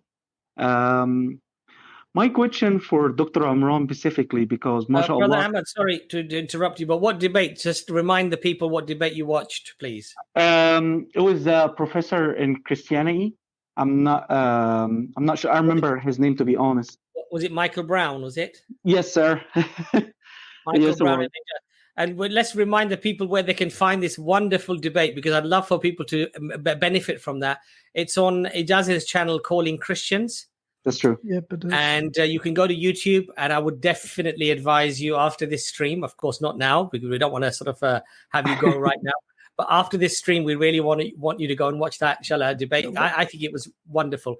Brother Ahmed, 20,000 views. Alhamdulillah. Mashallah. Mashallah. 10,000 on Brother Farid channel for the same debate. Dr. Michael Brown's last videos over the last 3 months are 1,000 views, 2,000 views. He is absolutely silent when it comes to this debate. And I'm happy to announce that until I made the debate public, it was freely available on the production website for the company that produced it. I checked after the debate. I know you have to pay to access it. Unfortunately for them, we've saved the video. So I don't get it. And Jazakallah khairan to Brother Mukeed for securing that video. It was a very short window of time that we had to download it. So Alhamdulillah. Brother Ahmed, sorry we've interrupted you. That's the link for the debate. I think we've got brothers putting all the links up as well. I think it was I just very quickly say, Jazz, I think it was a wonderful debate. Yeah. And I really was a little bit taken back how much you crammed into like 30 seconds or 60 seconds. It was quite amazing. Brother Ahmed, sorry, we're sort of digressing a little bit, but please ask your question, brother. No, it's worth it, to be honest, to watch his video. It was fabulous. I couldn't imagine like how like a professor, something like really like everybody respected him, so to speak, and I feel like for a second he's just lost it. Like he can't even handle it anymore. I was quite shocked, to be honest. The heat was too much for the kitchen, so he had to. Yeah. So may Allah reward you for what you did. It was amazing. Dr. Imran, I really want to ask you these questions. Alhamdulillah, I don't have any doubts so far. But I found out you raised the point, and I really like it, that you want how you can raise your kids, and you have to speak to them, and you have to talk to them all the time. And sadly enough, my sister, my little sister, she is like she like my little kid, and she fall into the feminism and all isms like liberalism and all that stuff. I don't know how to react. Like, I know for dawah, for example, you just present your evidence and try to convince the other person with what you got, and let it be. He want it, okay. He doesn't want it, it's up for him. But when it comes to your family member, it becomes so stressful to deal with. And it's so hard to convince, and everybody being stubborn about what his position. And I don't know how, to be honest, to deal with my sister specifically, because she's trying to be like dodging a lot of stuff, trying to stay away, trying to blame somebody else about what's going on. I'm sure you heard about it before, so you get my picture about that. So my question should be like how I deal with my sister about, my responsibility, just in case if anyone want to deal with that. So your kid or your little baby sister or something like that. That's a really, really good question. And I think the difficulty, you hit the nail on the head, the difficulty is when you're dealing with family members. Yes. Because when it comes to family members, there's a lot of emotion involved. And sometimes the emotion takes precedent and not the words in the argument. And any little sign of, you're not pleased with your sister or something like this, it can actually become quite an emotional thing for that person. And they're reacting to the feeling rather than the words that you're having with them. So in terms of, even in my own extended family, when we come across relatives who have views like this, sometimes one thing to do is make the conversation indirect. So we'll have the conversation around the topic. So you raise it in an indirect way and you discuss it, maybe not directly with the person, but with somebody else, and the person is listening in, and they may join in the conversation, but you're not aiming the discussion at them. And that way you can get your points across to the other person. You can sort of deconstruct a narrative. So one of the ways to deal with the feminism is to really go through the different types of it and where it's leading to. What's the logical end of this? And it's ending in absurdity. Really, it's ending in absurdity. And now with this sort of how far things are going, there's no such thing as a man or a woman anyway. So feminism doesn't really fit into anything. If you just identify as one thing or another, you are that thing. But I think another thing to do is to understand what's led the person to this. So what I find that particularly amongst Muslims, it's actually the poor treatment of the men towards their women, their mothers, their sisters, their daughters, their wives, that have led them to sort of dislike this, and they're associating it with this religious person, and they may even be assuming this is coming from this religion. And we have to recognize in ourselves that maybe we are contributing to this view that men are toxic, or we're sort of being overbearing on them, and they rebel against this. And the only thing they can then grasp at, because they've rejected the religious explanations, because they haven't even looked at them, they just see you as being part of that, is they look for other explanations. And the communist explanation is the feminism, is the liberalism of the West. So they take it on. And there are some great speakers. There's a sister called Zara Faris. I don't know if you've come across this sister. She speaks she does debates for MDI. And what I did with family members who were, we were discussing these things, particularly, when we have a gathering meal and all of my nieces and nephews are together, and they're very, they're university level, they're quite grown up women, mashallah. Mm-hmm. But these points come up, why are the men served first? Why are, these things that are cultural, they're not even religious, they're just cultural. Why are the men served first? Why are we waiting? These are things that shouldn't really be happening. And so then I try and sit down with them, and we have a general conversation about actually the reality of Islam and the reality of our culture and where it is and how we need to change as a family, maybe as a society, to try and remedy things, and then you bring up, some people think feminism is the answer, some people think this is the answer, and you talk about the pros and cons, and what then happens is that they realize some of the flaws of the feminism without it being a direct argument. If I sat down with my sister or my daughter and I started to really speak with them directly, they would take it very hurtfully because there's emotion involved in the relationship. What I also did with those my nieces and nephews, I gave them access to or links from this debates that Sister Zara Faris has, and she's the Muslim sister who studied at SOAS, and I think Arabic language is what she studied, but she does a lot of comparative religion and political discussions, and she speaks a lot on philosophy, on feminism, and she gives the Islamic alternative to feminist narrative very, very powerfully. It's a very eloquent speaker. May Allah reward her.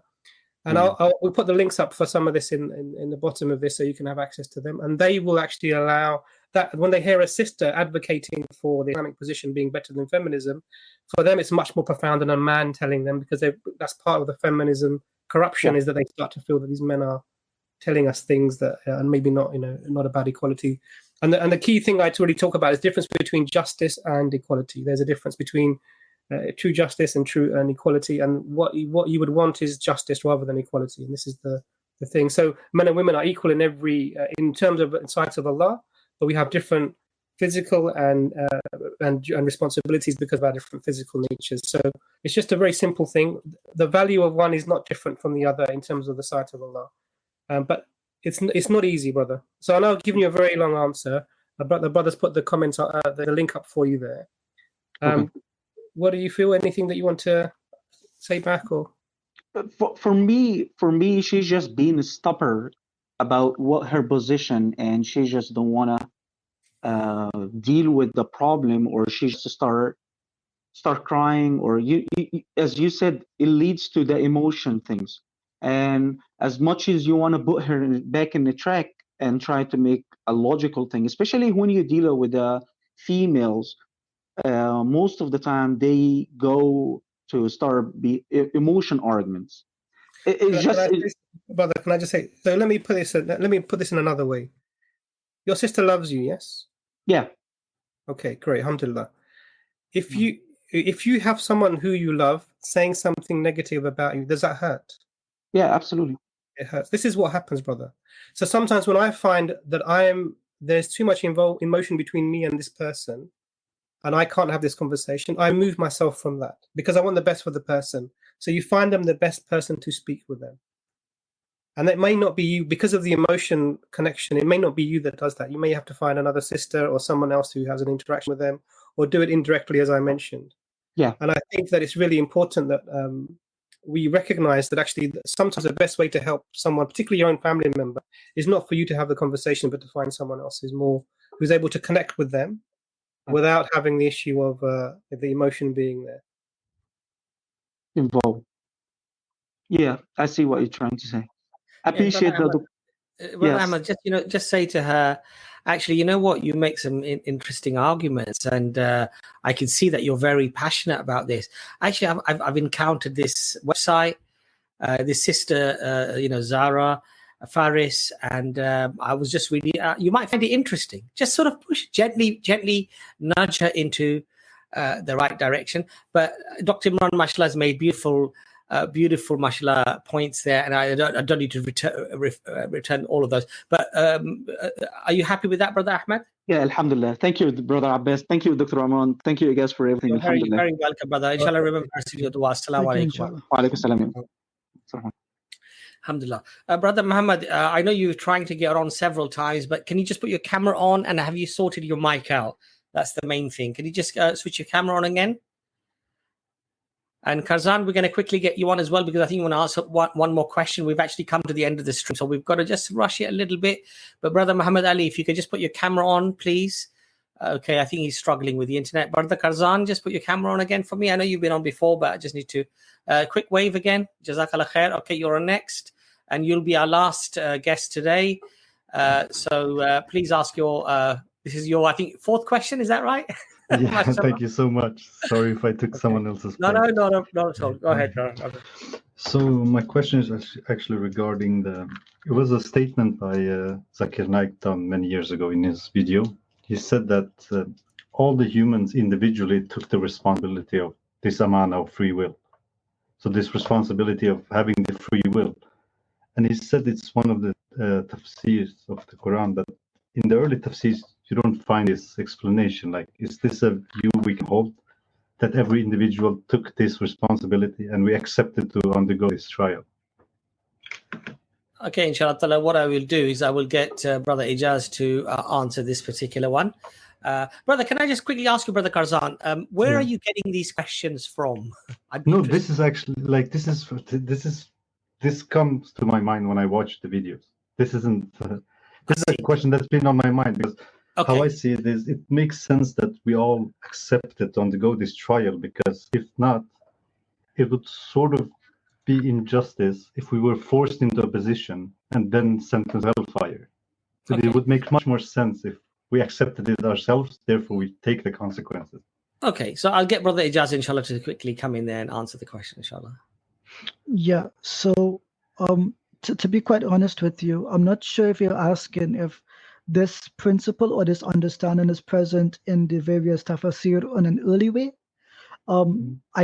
So this would actually be a riwayah, a tradition within Islam. I'm not certain if it goes back directly to Rasulullah sallallahu alaihi wasallam, but there are traditions close to it that I'm more certain about. So this notion that we accepted responsibility for free will, I think it's unanimous across the board that we did do so. At some point, we did do so. As to which particular tafsir it's in, I can't particularly recall, but there is a tafsir by Dr. It's called Ma'riful Quran, and it answers this question in a very direct way. I just forget the reference for it, but tafsir Ma'riful Quran, and there are a couple of ayat where Allah speaks about the pen, and the traditions are then related in regards to the writing of the pen when it comes to predestination. I'm trying to find it for you right now, but I'm just unable to. But I do know it's present in the ahadith as well. Trying to find it as well. That's the only thing. If you have the reference, please remind me. If not, I have the references for the Quranic verses, but it would be. Sorry, 1 second. Okay, Surah Al-An'am, Surah 6, Ayah 164. So let me just bring that up on the screen. Surah 6, Ayah 164. I believe the Tafsir would answer based on this ayah, I think. Surah 6, Ayah 164. But it would not be a wrong position to claim that we all accepted this trial of life. Yes, well, so in the primordial world, before Allah subhanahu wa ta'ala put us on the earth, it is firmly believed that He created us. There's no doubt about this. Yeah. Right? And when He created us, He addressed us as an entire race, as an entire group of people, and we affirmed that we are the ones responsible, in essence, for our actions at the end of the day. And that's what the Quran directly teaches itself. So I think almost any tafsir on this particular ayah, Surah 6, Ayah 164, would speak to this topic. I don't know if Dr. Imran has any specific tafsir or commentary in mind. I'm trying to put it up now. Do forgive me. Okay. To be honest, Brother Karzan, just one quick thing that you said there, and I'd just like to maybe just deal with that while the brothers are, inshallah, doing some research, finding out. You said that it would be unfair of Allah if this hadn't happened. Yeah, I don't want to make. No, I understand. Perhaps you don't mean that. But the reality is, brother, to be perfectly honest, we are the creation of Allah subhanahu wa ta'ala. And we are absolutely nothing and have no authority, and we have no measure and no yardstick to actually even be able to comment on just or unjust or fair or unfair. Absolutely. And Allah subhanahu wa ta'ala has already indicated to us that one of His attributes is that Allah is all just. He's most merciful. So the reality is that regardless of whether even Allah asked every soul, who testified that Allah is one and that they will only worship Allah and not associate partners with Allah subhanahu wa ta'ala. Whether this happened or it didn't happen would still mean Allah is perfect in every attribute, including justice. But I'll let Ijaz, inshallah, come in. So this is directly mentioned in the Quran. And remember when your Lord brought forth from the loins of the children of Adam their descendants and had them testify regarding themselves, Allah asked, am I not your Lord? They replied, yes, you are, we testify. He cautioned, no, you have no right to say on Judgment Day, we were not aware of this. So this is directly mentioned in the Quran itself. Yeah. Surah 7, Ayah 172. So then that would be as a way, like if for example, if you were to give dawah to a non-Muslim atheist or whatever, then you could say to them, you took this responsibility yourself, like you chose to undergo this trial, therefore you cannot, like, because most of them would say, like, why should I believe in God? I have a perfect life or whatever, you've heard all kinds of. Those two statements are disconnected, right? If a person, doubts that God exists, there's a whole other discussion to have there. But if they ask what is the purpose of their existence, and we make it clear that yes, Allah did create you, they had no choice on whether or not they wanted to exist. And everyone wants to exist. Otherwise, they would do something that would cause them to leave existence, right? So the people we have this conversation with, now that they accept that they do exist, and if they accept that there's some sort of creator, we believe in Islam that each and every one of us have a debt to the creator. Because this life is a gift. Yes, it can be a trial, but it's a gift. Why? Because at the end of it, had you obeyed and recognized your Lord, you get something that you would not have otherwise had, Jannah. And that is eternal. It does not end. So you will experience trials in the gift of life, but it does not mean that life itself is totally a trial for you, a burden, something negative. Does that make sense? Yeah, it makes sense. Okay, and just one point. Just quickly. People who believe generally that their life is fine without God, we have a simple response to them. Why don't you try living a life with God then? You can't know what it isn't if you haven't experienced it. And I'll tell you this, we're doing a course for the I3 Institute right now, speaking about atheism, these types of things. Across the board, in all countries, among all age groups, and every ethnicity, they've done macro studies. Psychologically, a person who believes in religion, they tend to be happier because they have better skills of physiological resilience and self-efficacy. So religion gives us these tools. So people who aren't experiencing what we experience, they will deny it. It's kind of like the person who is unmarried and when they become married. It's two different types of lives that you live, and you eventually find one is more fulfilling than the other. And I'm speaking specifically to Brother Mukit there. Yes, but Dr. Imran, if you wanted to jump in. Alhamdulillah, Jazakallah. No, you've given a very comprehensive answer there. Brother Karzan, is that you happy with that answer? Yeah, it was very good response, and I'm happy with it. I just wanted to clarify one point. You said that we don't have a say in existing or not, but then it would be like saying that Allah wouldn't have created us if He already didn't knew that we wanted to exist. So if someone didn't want to exist, He wouldn't have created them to begin with. Is that the correct understanding, or no? No, that doesn't follow, brother. So if you don't exist, can your consent be taken? No. Okay, so it's a logical question, right? Yeah, sure.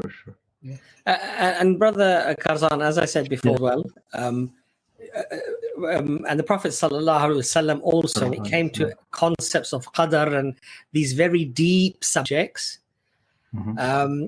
the Prophet said, don't delve in these things too deeply because you won't fully understand or comprehend them. But what your question initially was, did Allah ask us or inform us, and did we acknowledge Allah subhanahu wa ta'ala? And I think my brother Ijaz gave you the Quranic ayah, and that answers that question very, very, I think, clearly, that indeed that did happen. And this is the fitrah. This is what I think some of the scholars would say. This is the fitrah. This is the innate predisposition to recognize the truth when it reaches you, when the concept of Allah reaches you, for example. And this is why even an atheist, when he's on a crashing plane, what does he do? But he raises up his hands and he says, "Oh God, save me, save me." Yeah. So at that time, his fitrah becomes completely unclouded from the world and from the materialistic desires that he may have, and that he immediately, in that unclouded state, suddenly turns to God. And Allah mentions this phenomena also in the Quran about the waves, when the waves are crashing over one another and the people feel that they're imminently about to die, they're going to drown. What Allah says, what do? They turn to me. Yeah. And when Allah, once again gives them safety, they reach the shore, they again become opponents to Allah. They again deny Allah subhanahu wa ta'ala. So, mashallah, these things are beautiful. They're explaining the Quran in the most wonderful way. But I hope that all helps you, Brother Karzan. Thank you. Yeah, it did. Thank you so much. Jazakallah khair.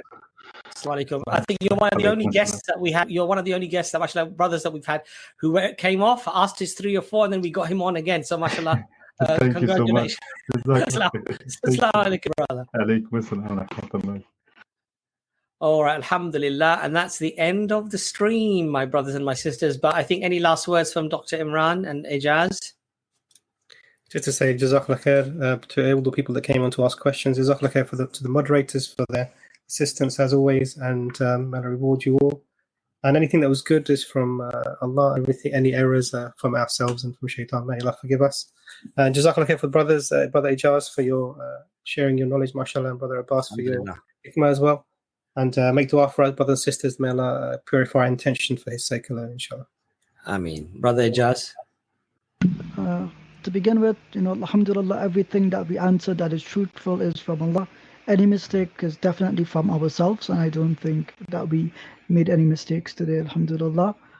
Just mabruk to Dr. Imran and his children. May Allah continue to grant you and your family successes in this life and the next, and all the brothers and sisters, ameen. But specifically, I'm really happy about your children's, I don't know if it's O-levels or A-levels. May Allah bless them and grant them continued success. Ameen. As a parent, when your children succeed, the joy of that cannot be replaced by anything else. And this is from the favors of Allah, that your children have matched you in intelligence, Dr. Imran. I would be worried now. They'll start debating you soon, huh? Might lose a couple of debates. Our children, for everyone, they surpass us in many ways. May Allah sort of make them every child, particularly from the Ummah as well, successful and go forward and give them good iman and good life in this world and in the next, inshallah. We need to encourage our children to be successful in all fields, inshallah. Inshallah. Alhamdulillah. And with that, I would request that also you pray for my children, inshallah, and all of our children, that they're all successful in this world and in the hereafter. Of course, all of our children, all of the Ummah.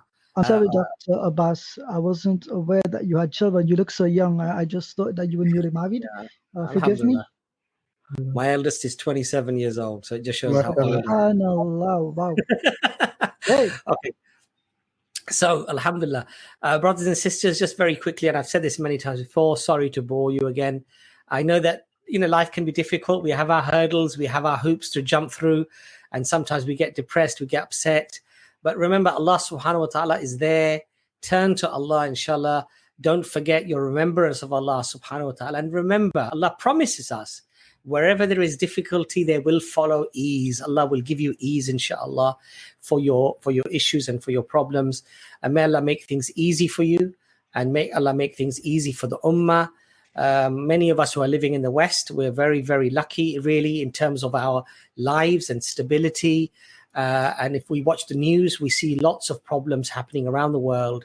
Lots of people who are middle-class families now struggling to buy food. And struggling to, struggling to maintain their homes and their families. So show gratitude, inshallah, to Allah. May Allah make us all grateful for the blessings of Allah subhanahu wa ta'ala. Remember us all in your dua. Jazakallah khair for all of you lovely brothers and sisters who joined us in the comments and the questions. They were wonderful, mashallah. And as I say, Jazakallah khair. Assalamu alaikum wa rahmatullahi wa barakatuh. Wa alaikum assalam.